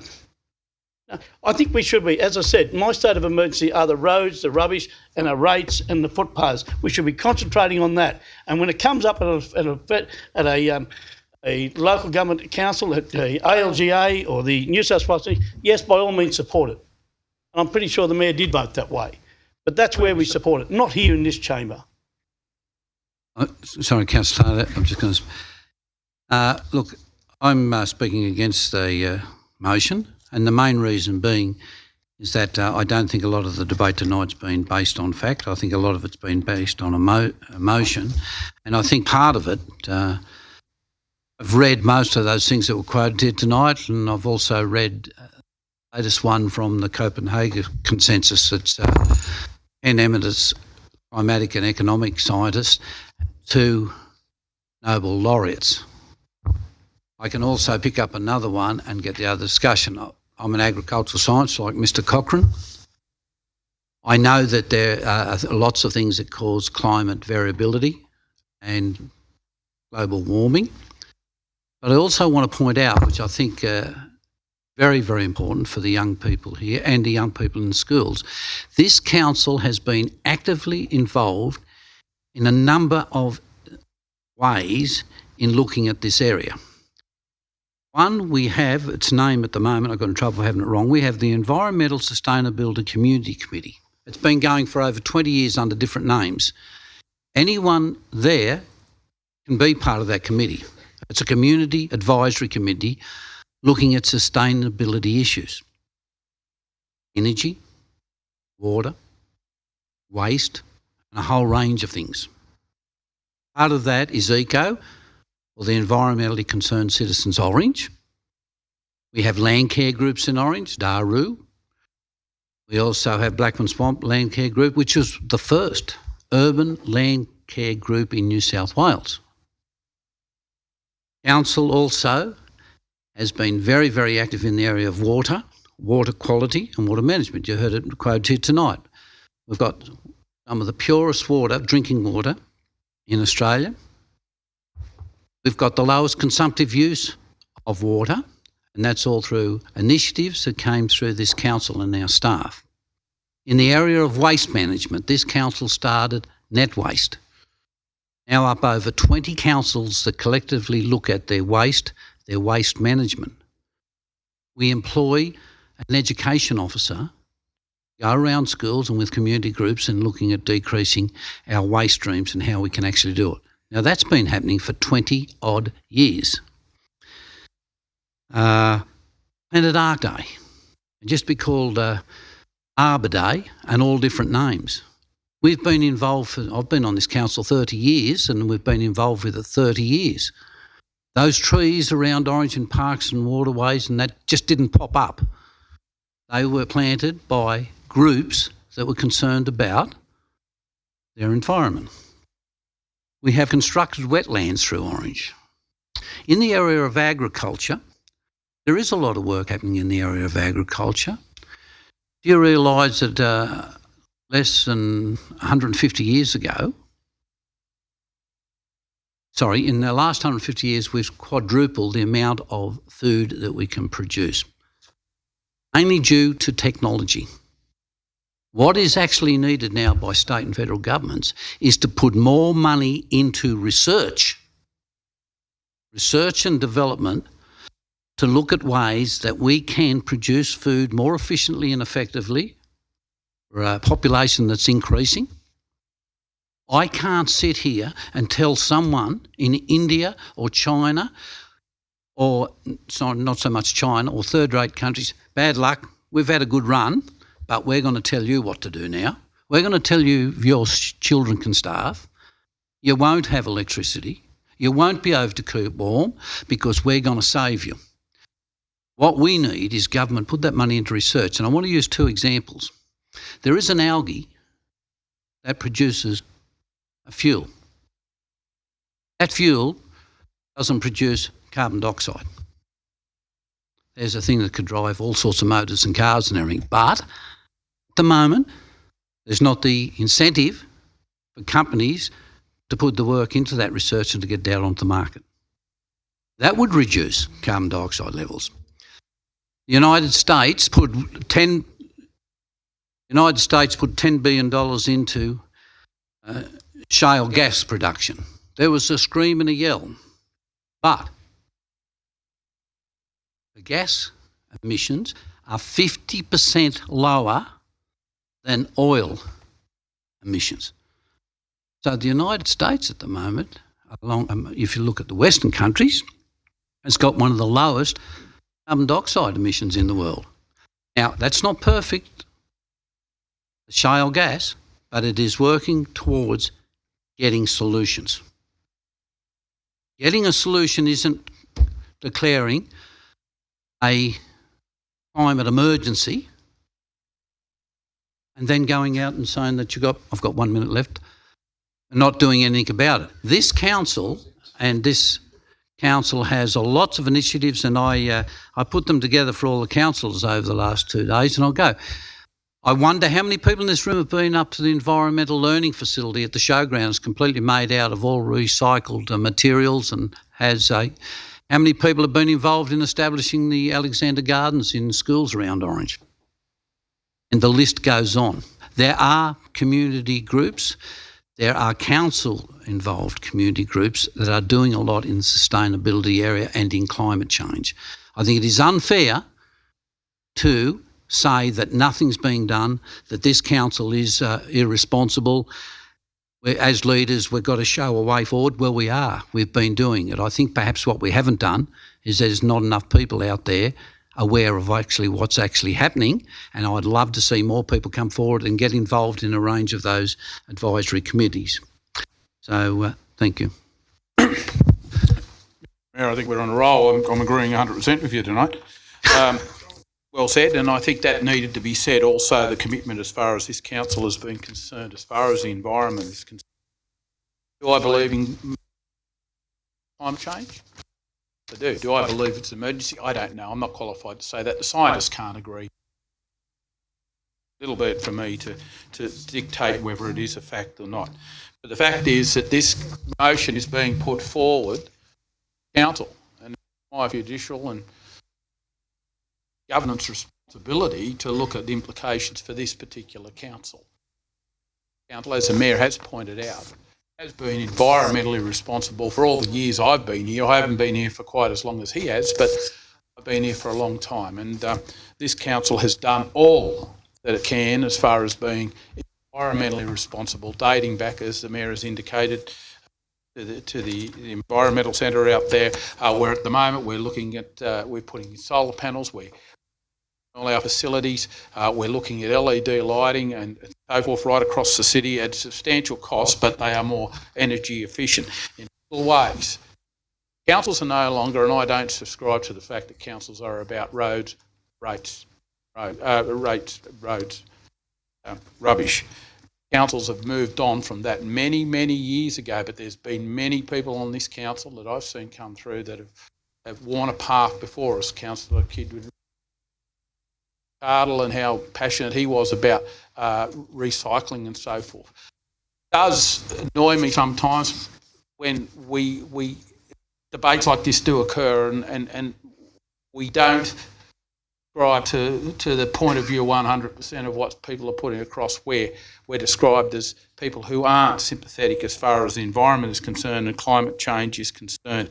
But, Mr Mayor, I think the point that worries me the most, and I'll leave the debate for a lot more intelligent people than myself as far as whether there's emergency or not, but the fact of the matter is this motion, I cannot agree to it when I do not know what the ramifications are for this city. Financial level, at a governance level. And to put motions like this up, whilst it may get the debate, and I congratulate Councillor Nugent, has certainly got the debate on what is effectively a worldwide issue, and it's, in the old term, it's ultra vires. Council really has no power to do much about it apart from our small contributions that we do make to our lighting, to our heating, to our power usage, to our motor vehicle fleets and so forth. We are doing all that. As far as our water supply, we've indicated as far as stormwater harvesting, but we're doing everything we can on the ground to be environmentally responsible. But signing up to this, which is, it might sound good, but with these things, my experience tells me there's always ramifications and there's always costs. And that's what I'm about. People I'm dealing with a motion very shortly as far as increasing council's contribution to the wood bank, and that's $3,500 more. But the people who are affected by that and been accessing that, look, they're probably worried about climate change, but it's not the fundamental primary concern of their life. Their primary concern is staying warm and making ends meet. There's a lot of people out there. And look, have sustainable energy, introduce it, but the fact of the matter is at a level where it's affordable, and introduce it at a sustained level where it comes in gradually, where people can afford it and not have to go cold. So that's my primary concern. I agree with Councillor Duffy, and my concern is this city, and it always will be a concern that we're doing the right thing environmentally. But look, supporting motions such as this, they are, and look, we can pass this tonight. They may appear to be just words, they may appear to be just in spirit support, but the devil's always in the detail, and my concern is what does the passing of this motion mean for this council and the citizens of this, as far as financial and from a governance perspective. Councillor Nugent, do you want to write a reply? Yes, please. Look, I just want to congratulate everyone both in the public forum and councillors around the room on the discussion, on the debate. It's great to hear such an important topic like climate change being debated in this chamber. I don't agree that it's not something we should be concerned about. Orange, according to the ANU modelling, Orange is going to be one of the cities most affected by climate change in terms of our rainfall, in terms of temperatures. So it is going to impact on us directly. It's going to impact on this city. I'm not confused about the statistics when you read the IPCC report, which talks about if we do not do anything in the next 10 years, we're looking at 2% increase in global temperatures by 2050. And at that point, there will be serious impacts globally and locally on all of us. So I'm not confused about the research or this.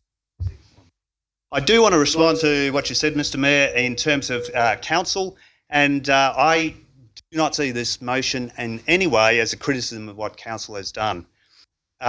You can see it, and I think it is a criticism of successive Australian governments for failure to act. But council has made considerable efforts in the sustainability space, as you've said, and council staff should be congratulated for that. This motion affirms the steps that council has already taken and encourages us to do more. So in my mind, this is an opportunity. It's not I don't think we should be fearful. I don't think we should be spreading, we're talking about what might happen or what could happen. All we're saying is we're making a statement that would put pressure back on state and federal governments to actually take some action, some meaningful action on a state and national basis. That's what this motion is about.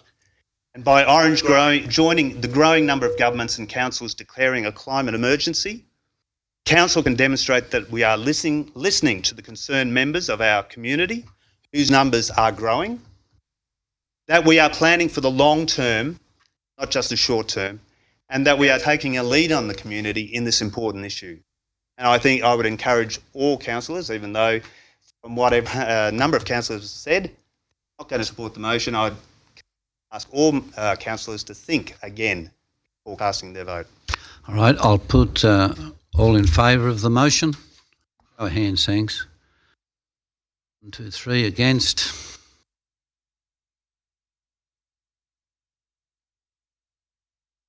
Thank you for that debate, and thank you everyone in the forum for input too. Thank you.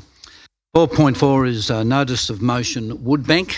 Councillor Taylor. Yeah, Mr Mayor. I'll second the motion, Mr Mayor. Thank you, Councillor Whitten. Mr Mayor, look, it's self-explanatory. Look, the point was that this was put in place to help the most needy in our community, people who literally could not afford to heat their homes. The major demographic that I'm concerned about with this, and always has been, are the elderly, the disabled and children. And Mr Mayor, we put this in place. We only launched it back in May, late May, the 28th of May, and the $5,000 worth of wood, which is supplied by local contractors, so we've covered all our responsibilities. It was taken up in days, and I thank Scott Maunder and his staff for the efforts they've put into this, because Scott rang me and said that it had been exhausted to such a level that he went and searched for the money that has now been targeted, and I thank him for that. But Mr Mayor, it really is. It shocked me when Scott rang me and told me that it was gone so quickly, because it's being distributed through Food Care, which operates out of the Glenroy Community Centre, and the staff over there are pretty well trained and they're professional, and they can pick the chaff from the wheat, so to speak, as far as people who would maybe like to take advantage. And pretty good at identifying people who are in genuine need. And the thing that scared me is so many people were in genuine need in this. Now, look, I'm a realist, and I realise this council can't do this program. When I first put forward this program, I imagined $5,000 would have lasted virtually no time. So I'm a realist, and I accept the fact that we can't do this on our own, and we really do need, Mr Mayor, I think the council to get behind public to make some cash donations towards, because there are a lot of people out there that are in need. And look, I noticed today in an email from Mr. Bob Holland from Orange City Life, a contribution or a commitment to $500. That's wonderful, and I thank him. And I know that the media, Central Western Daily and the other media outlets, Channel 9 and so forth, have been very, very supportive of this, promoting it, and radio stations around the area, including Bathurst, looking very closely at this and possibly looking to put something similar in place. Scary, frightening thing is that there are people out there in this city. We pride ourselves on promoting ourselves for fine wine and food, but there are a lot of people out there doing it very, very tough. We all have issues, and I know I do. I mean, paying the mortgage and paying the bills and so forth, but some of these people really are in desperate need. I think that we have bitterly cold winters, and there are children, older people and people with disabilities that can't afford to even heat their homes. I think it's the least we can do. It's the most grassroots campaign that I could think of in times in this city. I thank my fellow councillors for the support of this, because it really does show that we have a heart and we are concerned about the real issues out there in the community. But this $3,500, we're honest, probably won't go very far either. But I think we really do, Mr. Mayor, need to start to talk to state and federal representatives about this.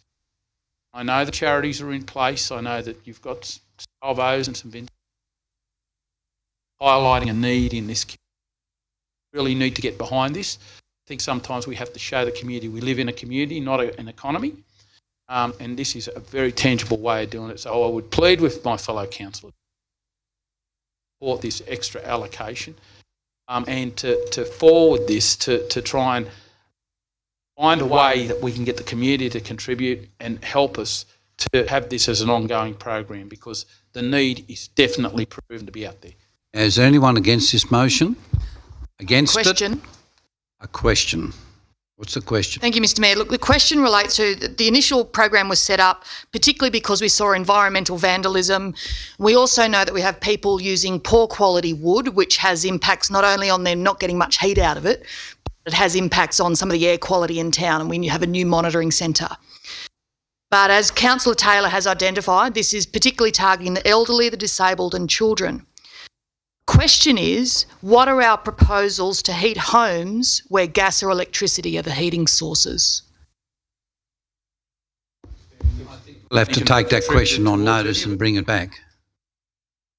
Councillor Milletta. Thank you, Mr. Mayor, and thank you, Councillor Taylor. I'm not against the motion in any way or form. I guess what I just want to clarify is that last year when the motion was initially put forward, it was a $5,000 donation from council to the program. I understand that. Councillor, through you, Mr. Mayor, are you saying that you're after another 5,000 plus 3.5, or just 3.5? Just 500, which has been identified. I guess the disappointing part about the whole thing is that your original intent was to get people to donate to the scheme, and that obviously hasn't occurred, which has then had an impact on people who do need that wood. So, you know, I certainly accept that. And I was going to touch on the issue which Councillor McRae indicated was, you know, is there an opportunity for council to look at areas where there is a possibility of addressing those issues where people can't afford gas, electricity, etc. And the reason I say that, Mr. Mayor, is because on the weekend I was up at the Ex-Services Club where I donate my time to help fundraise for certain things. And I was selling tickets, believe it or not, for a called Spinner Winner, where people go up there and they buy tickets and that. And an elderly lady came up to me and she said, "Dear, how much are the tickets?" So I said, $6 for $1. Anyway, I said to her, "Where are you from?" And she said, "Orange." And I said, "Okay." I said, "What brings you here today?" "Me love," she said, and her name, I'll use the name Alice. She said, "Love," she said, "I come here as much as I can because I can't afford to pay my electricity and it's warm." And that struck a chord with me is, yes, we are helping people with wood. Totally understand and appreciate it. But there are other people out there, like you said, Councillor McRae, who are desperate for our assistance. Is there an opportunity to look at some way that we can address the issues of the increasing electricity prices, where people like Alice, and there are a number of other people, have to go into stores, Services Club, where they'll go in there and just enjoy their facilities because it's warm, because it's much more comfortable than being at home in the cold. Councillor Taylor, I'm going to put, because I think everyone will agree with, but I think what we can do as part of the motion, if it's okay with you, that we'll ask staff to have a look at having a meeting with the relevant bodies in Orange, Salvation Army, St Vincent de Paul and so forth, try and get a grasp on actually what is happening in the form of any forms of support for electricity and gas, and then perhaps we can bring it back to the chamber. Mr. Mayor, I've always said that from the introduction to this. I've always acknowledged that some people have electricity and gas. Never denied, on the record, in the media, right throughout the whole debate. Never been denied. The fact of the matter is, and the reality of the situation is, that we had $5,000 that was allocated to help people specifically, succinctly with heating, and it all went within days on wood, literally. So I've never, ever excluded gas and electricity. So I want to make that point very, very clear. And yes, if we can do it, but I've acknowledged, Mr. Mayor, we can't do it on our own, and you're on the ball there, because yes, we need to involve other bodies, we need to involve other organisations with this. And the point we all need to realise is that this is highlighted, there is a need out there, and it's a desperate need. Going to put the. Can I just have one final comment, please, Mr. Is it a comment? No comments. Is there a question? Actually, it was going to be a pat on the back for council, but if you don't want it, I'm happy to sit down. Is it a question? I've got a question, Mr. Mayor. I've got a question. I'm going to put the motion. All in favour? Aye. Any against? I've got a Thank matter you. arising. Councillor Dummy. The report comes back. Can we get the figures from the various organisations, such as St Vincent de Paul Salvation Army, of the actual numbers that they help? Because I remember when we went through this debate before, I think it was like 200 people within a month with donations that these organisations help. I'm sure that'd be part of Councillor Miletto. You had a question? No, I was going to acknowledge the way that council assists people with rebates with their rates and things, because council are obviously aware that there are people out there who are struggling, and with pensioners in particular, council will offer rebates to assist these people to help make ends meet. Okay. A matter arising, Mr. Mayor, if I may. I don't want debate to go on. We've already moved the motion, and we're going to do it, and we're going to ask the staff. This will be the last one. The only thing I would have added to that is that if we could put a report together to go to state and federal government, because at the end of the day, this is their problem. Our problem too, but the ratepayers of Orange are assisting their families and friends and colleagues in Orange, and if you speak to St Vincent's and Salvos, thank you, their cash reserves are being depleted through the floor, helping people with energy costs. I'm sure we can do that. Okay, thank you very much. We move on to item 5, which are general reports. 5.1 is the recommendations and resolutions from the policy committees. Move the recommendation. Who's the mover there? Councillor Turner. Who was the seconder? Councillor Munro. All in favour? Sorry. Go on. Yep, you can go first. Amendment. Sir McRae. In the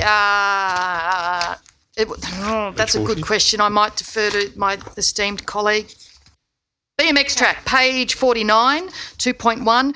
Look, from recollection, item 2.1, I was in support of Councillor Nugent. I know that it would be remiss of me to say that Councillor Duffy had supported Councillor Nugent on the BMX track. I believe that I was the seconder on that motion, and perhaps we might want to amend that in the minutes. Yeah.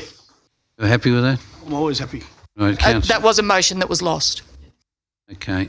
Yeah, my question is a matter arising from the works. I did notice, and I spoke to the director about this, at some case where there was a technicality with a lister in Woodward Street near a certain intersection, and there was a problem there, and other bus drivers thought it was stolen, but it wasn't. But my problem is, and it's been brought to attention by a lot of other people, is where the proposed is going to go. It's going to go right on the intersection.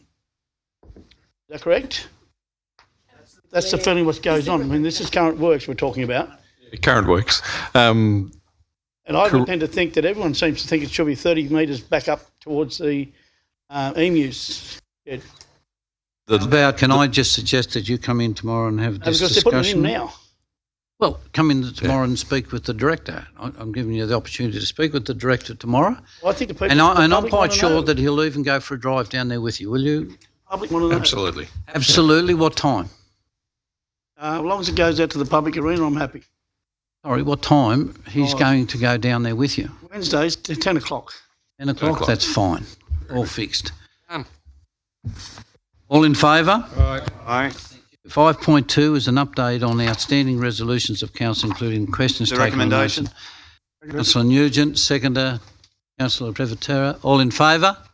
I'll do a question, another question arising. I got a question. Yeah, fine. You're right. Mayor, why are we targeting members of this community for parking on nature strips? It's absolutely ridiculous. I drive around town a lot, and there are cars literally parked on nature strips in every single street in the city of Orange. Now, in recent times, I've spoken to two people last weekend, the weekend just previous to this one, and they've been targeted by parking officers in streets, one in Seaburn Drive, which is hardly a high traffic area and cars parked bumper to bumper, where a parking officer parked up there and fined a family $520 for parking on the nature strip in front of their home that they'd had gravelled for 13 years and been parking cars there. $520, bang, in one hit. I suggest No knock on the door, no warning, Mr Mayor. that part of it I'll take on notice and get a reply back to you. Okay, I'll and get the Mr other Johnson one- to talk on the other And bit. the other one was up in McLaughlin Street, where a gentleman removes his car to take it off because it's dangerous parking it on the street. Again, no warning, no knock on the door, no nice little letter to say, look, unless you move your vehicle, which they were quite happy to do, or we'll fine you, bang, they're blitzed.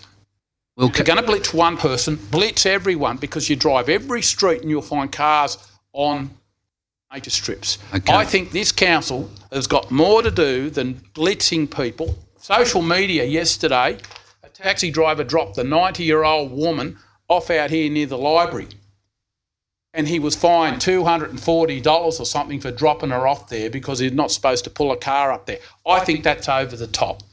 And as I said, we'll take that on notice and get a report to come back to you. Mr Johnson? Through you, Mr Mayor. Often a lot of the infringements in relation to verges or like what you've just described there have certainly been as a result of complaints received from adjoining residences or people in that particular locality they're investigated. We have a strong focus, I guess, in the central business district mainly, and especially around the school zones. So the ones that are outside that central business district, all those school zones are normally relating to, normally relating to inquiries that have been received or complaints that have been received from council. There are a series of warnings that are given out. As I said, I'd need to have a look at the specifics of the ones that you've indicated. I'm happy to investigate any of those about the circumstances that were involved with those decisions that were made with respect to that. I'll have to take the other ones on notice, especially the one out the back. I understand that none of our guys issued an infringement notice out in the car park. We don't. As a matter of policy, we don't manage that particular section. So I'd be very interested to actually have a look at the. I'll be very interested to have a look at the actual infringement notice if it can be forthcoming. The meeting, the person who posted it. Yep, not a trouble. So, in other words, can I get a clarification through you, Mr Mayor? Can I just answer We're one blitzing question? I people just did when a double people check. complain, but not when they don't. One double check, and it'll be checked again tomorrow. We haven't got any record of a taxi being fined out there. Now, I saw that on social media too, so it's very, very important to get our facts. So staff will check those out tomorrow and come back to you.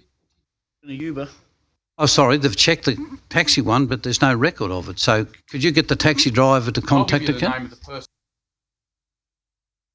Well, that might be too. We'll have a talk to who the taxi driver is, and if it's incorrect, we will do something further on the person who put it on social media. Okay? And they'll look in those other ones. And it's also been removed from social media, I've just been told. Well, I think we've got to work on fact. Councillor Whitten. Mr Mayor, page 66, question on notice. Oh, gee whiz, the table's gone. Sorry, 66. There's no, that's water. Resolution 18/348. Yep. Update on hot mix plant, scheduled with some discussions within the industry continuing. It's been nearly 2 years and we still haven't had a report. I'm just wondering where we're going with that. Yeah, just through the mayor, With if the I may. acting general manager. You can have that on notice, by the way. Yeah, I will take it on notice, but we have got ongoing discussions with industry as late as this morning with one interested party and trying to keep them on that hook. Okay, thank you. All in favour? Aye, against, thank you. 5.3, the statement of investments for May 2019. Move Councillor Duffy, seconded Councillor Munro. All in favour? Against, thank you. 5.4 are adoption of the integrated planning and reporting documents, delivery operational plan for 19 to 20, 20 to 23 and resourcing strategy. Seconded. Moved Councillor Nugent, seconded Right. Councillor Munro, Councillor Duffy. Yeah, but I just want to congratulate the staff on some of the issues they got there, especially the one about the bats in Robertson Park. We've got a line item there, so we can attempt to try and put some lights there and see if we can buzz them off. I thought the somewhere bats were in Cook Park. else. No, well, they might migrate. You know. They might be on holidays. Mostly close to the camp. It's Cook Park. Okay, so we go from there. But one thing I do want to raise up is, which the issue is, and I know that Councillor Hamming was about this, is about that Jack Brabham, is the shelters out there for that. There was supposed to be 10. They're going to do one every year. Well, I think that's a bit rich. I can't see why we don't put that out to get them all done ASAP. We called it the Sahara when we used to play cricket out there. It was cold as hell or hot as hell. There was no difference. I think we should try to look at doing something like that. Right. Just remember that we'll be reviewing this quarterly in relation to any possible grants that we may get or other sources of funding. Councillor Munro. Yeah, Mr Mayor, in regard to these bats that were just brought up, I'm wondering if we can invite local land services to brief us on health implications of the bats, and they may be able to help as far as their knowledge in regard to the bats. The problem we have every year in Orange. Local land services are the government organisation, understand, that can put a lot of clarity on viruses and whatever the bats contain. It's like a rabies thing as well, sort of like a rabies virus, that if a child was to pick up an injured bat, the virus is quite damaging. I think we really would like. I would like to ask to invite local land services vet to have a chat to us on health implications, things that can be done that way. Can I suggest last week we have a Flying Fox management plan was done by Professor Goldney, who's regarded as an expert. The Department of Primary Industries have a person on bats as an expert. The LLS doesn't, but local government New South Wales, which we're a member of, has a position with local government at the moment, just specialising in flying foxes or bats. And I think if you'll move that we invite that person to come up and address the council and spend a day with us and have a look at the problem so we can look at everything, it'd probably be better. Fine, Mr Mayor. I think actually trained vet that Yep. problems that they have. Clarification to us. That's someone from the DPI, not the LLS. Wonderful then. Okay, and we'll also invite the local government bat person up here. Batman. Isn't it? Writing Batman. Councillor Maletta. Thank you, Mr Mayor. Just to alleviate Councillor Duffy's concerns with regards to playing shelters at Jack Brabham Park, I think if you look on page 107, it indicates that they are mentioned there to a total of $95,000. I have myself raised that issue with Councillor. Not a you Hamling. said or he said, Mr. Chairman. It's a councillor. Hold on. Please take your seat. Councillor No, I'm not gonna Miletto's crack it. got the floor. Excuse me, I'm not quite sure what he's referring. No, keep going. I'd like to know what he said. No, just keep going for it, Jordan. Okay. Fine. Now, Director Maunder wanted to say something. Through you, Mr. Chair, I did just want to clarify that an amount has been included in the capital works budget for the construction of those shelters next year. Fine. Thank you, Mr. Mayor. Look, my comment in relation to the late submissions that came in, but particularly acknowledge the hard work of council. I think this has been a good 6 months in planning this budget and the alignment with the community strategic plan and the operational plan.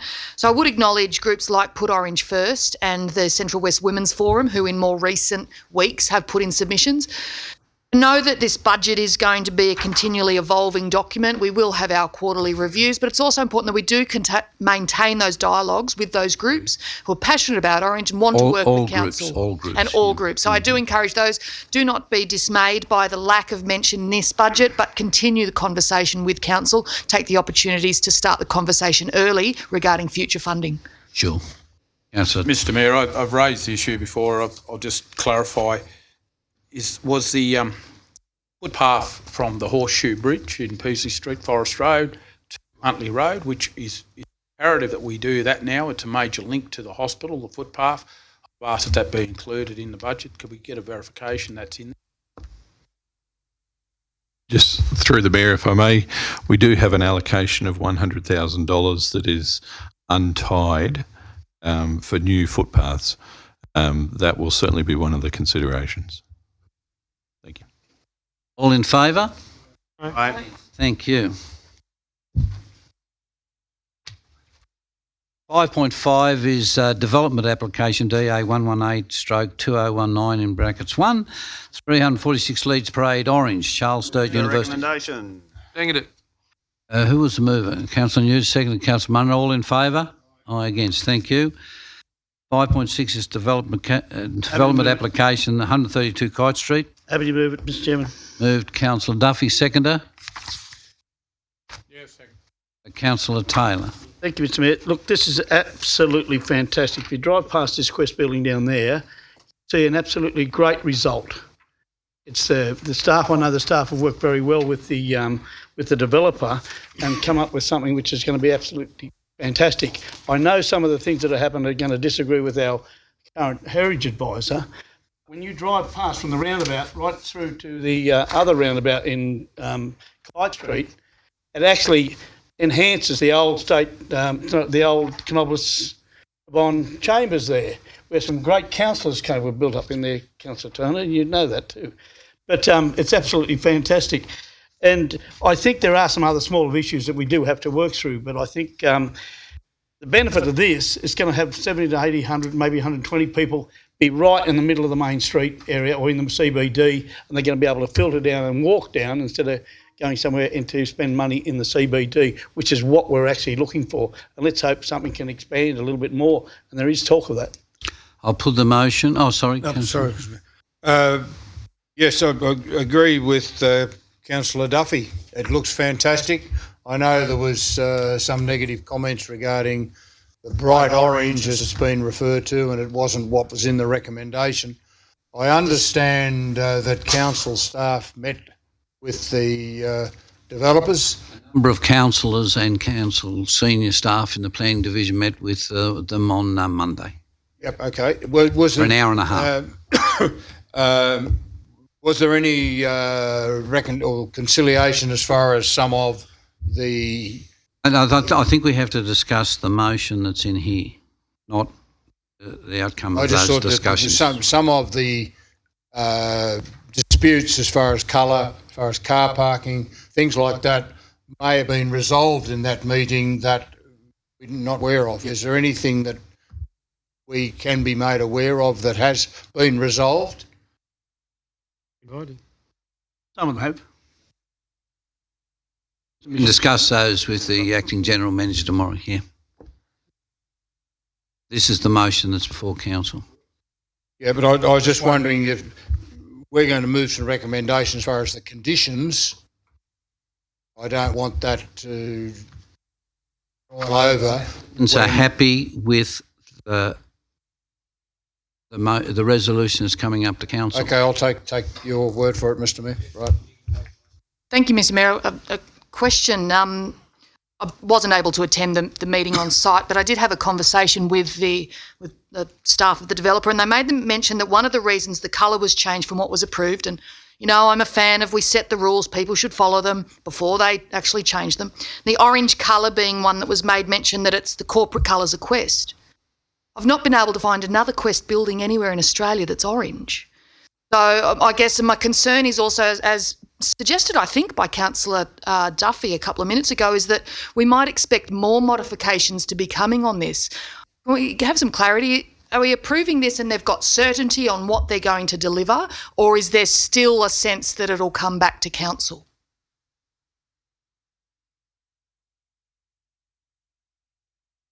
Oh, sorry. No, probably right. Sorry. Through you, Mr. Mayor. They're all changed. We're certainly putting to council a recommendation just of this application. Any developer has right to bring back an application in the future on a variety of matters.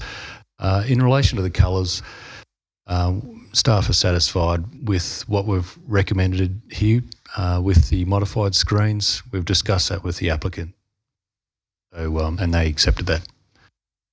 Don't follow up to that. So just for my clarity, because look, us councillors often are getting hammered at the moment on the state of the retail in town and the number of vacant shops, as well as the lack of car parking spaces.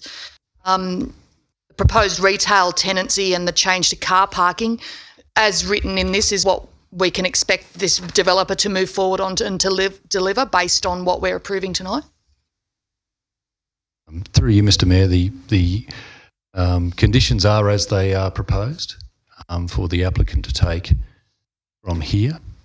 If they choose to, supply other applications in the future, that's a matter for them down the track. But it's for us at the moment, all we're considering is the application before us with the colour scheme, the screens, the changes that are being made, and the current contributions are as they are, as printed and accepted. Mr. Mayor, I would really advise getting in debates over colour schemes. I can remember in this chamber where a councillor the Office Works building wanted to stop the whole development because they were going to paint it their corporate blue, and there was a pink building across the road. I think it's wonderful for the city. The Quest development is a high quality development. It's great for Orange. I mean, and this is the criticism that devil if we do, devil if we don't. But the criticism we get is we try and stifle, or some people always accuse us of trying to stifle development. I think it's a wonderful development. I fully encourage the developers. I think it's great for Orange, and let it go through. It's fantastic for the city and the CBD. I'm going to put vote. All in favour? Aye. Hands, please. Sorry, we're all go against. Thank you. Yeah. Back in development application Leeds Parade, recommendation 2 was to determine whether or not to make a submission to the Western Region Planning. That's. But we never actually voted whether to make a submission or not to make a submission. Through you, Mr. Mayor, to answer that one, it's taken as council's expressed a positive attitude towards that application. We'll express that to the JRPP in an informal manner. If we were to formalise that... hold it up for several months. I'm quite happy that that's where it's going. Just because the JRPP is finishing at the end of this month, end of this week, sorry. So they can do it electronically if we leave it as it is. Yep. We can still make a submission verbally. Just wondering if you had a separate vote on it. To clarify, it's technically right, yeah. Matter Council is resolving that it will not make a submission to the JRPP. That everybody's clear that's what we're resolving. Right, 5.7 is strategic policy review. Move the recommendation. Seconded Councillor Munro. All in favour? Hands, please. I'm sorry, we've got her now under the new thing. Councillor Miletto, you're for or against? So unanimous. Thank you. 8 is the request for financial assistance.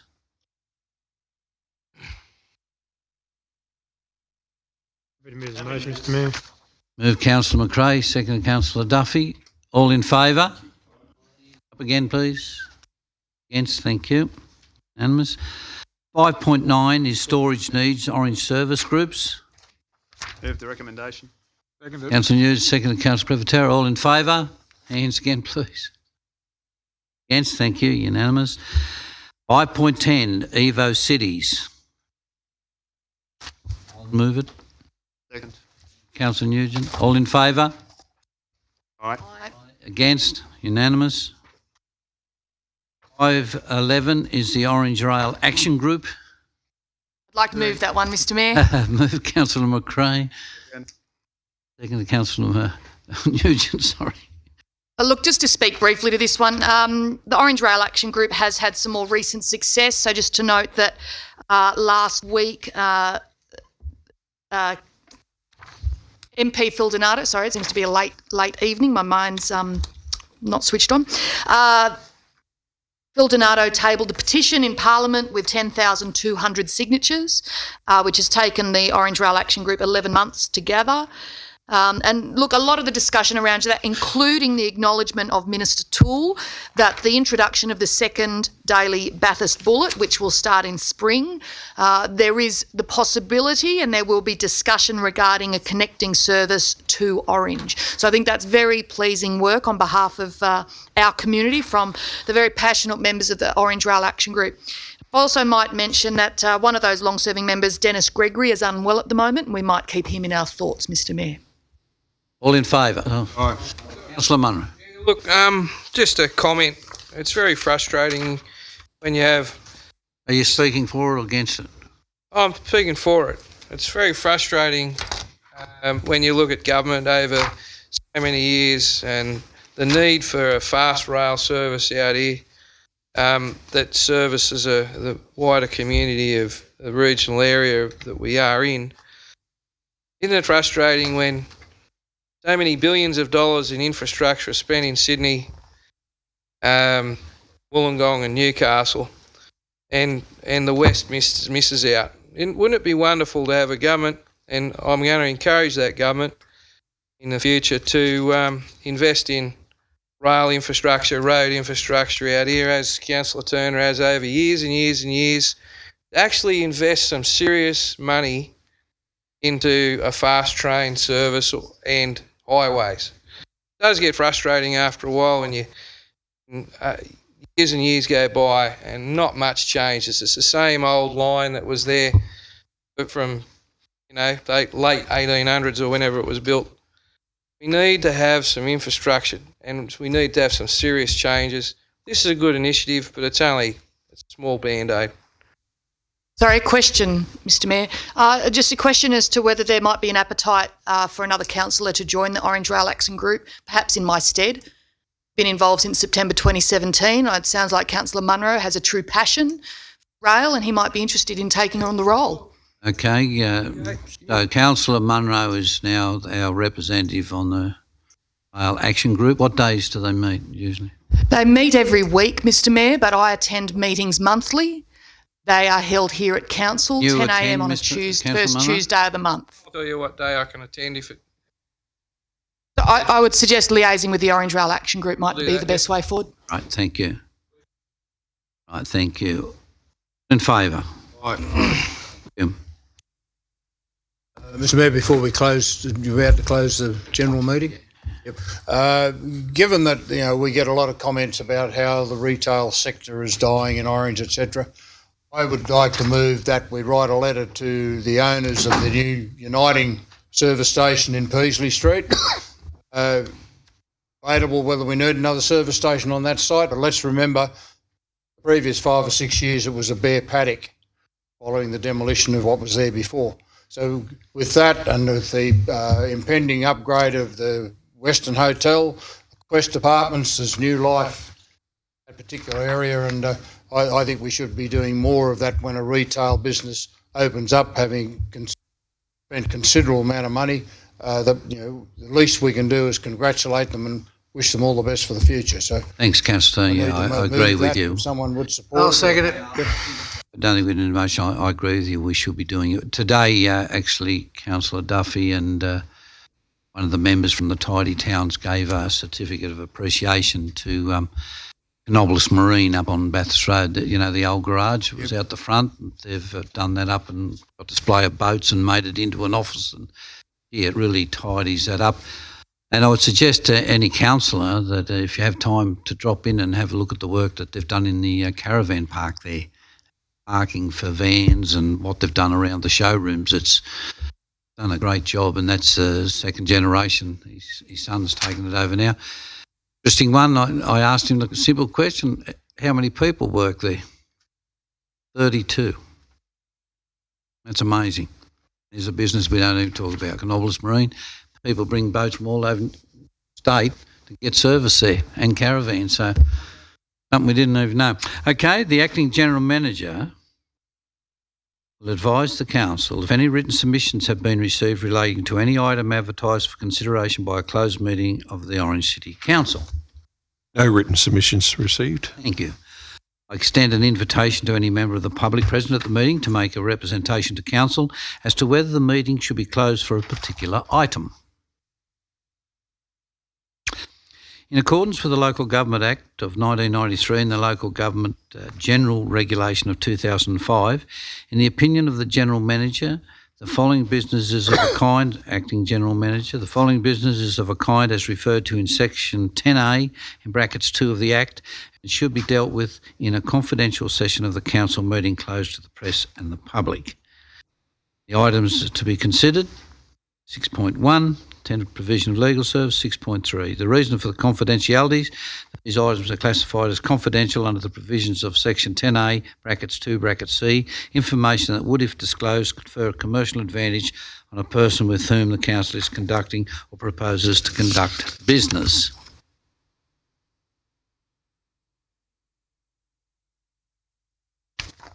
So the items are classified as confidential under the provisions of the Act for personal hardship of any resident or ratepayer. I pause now to ensure everyone's left the chamber, which they have, and the door is...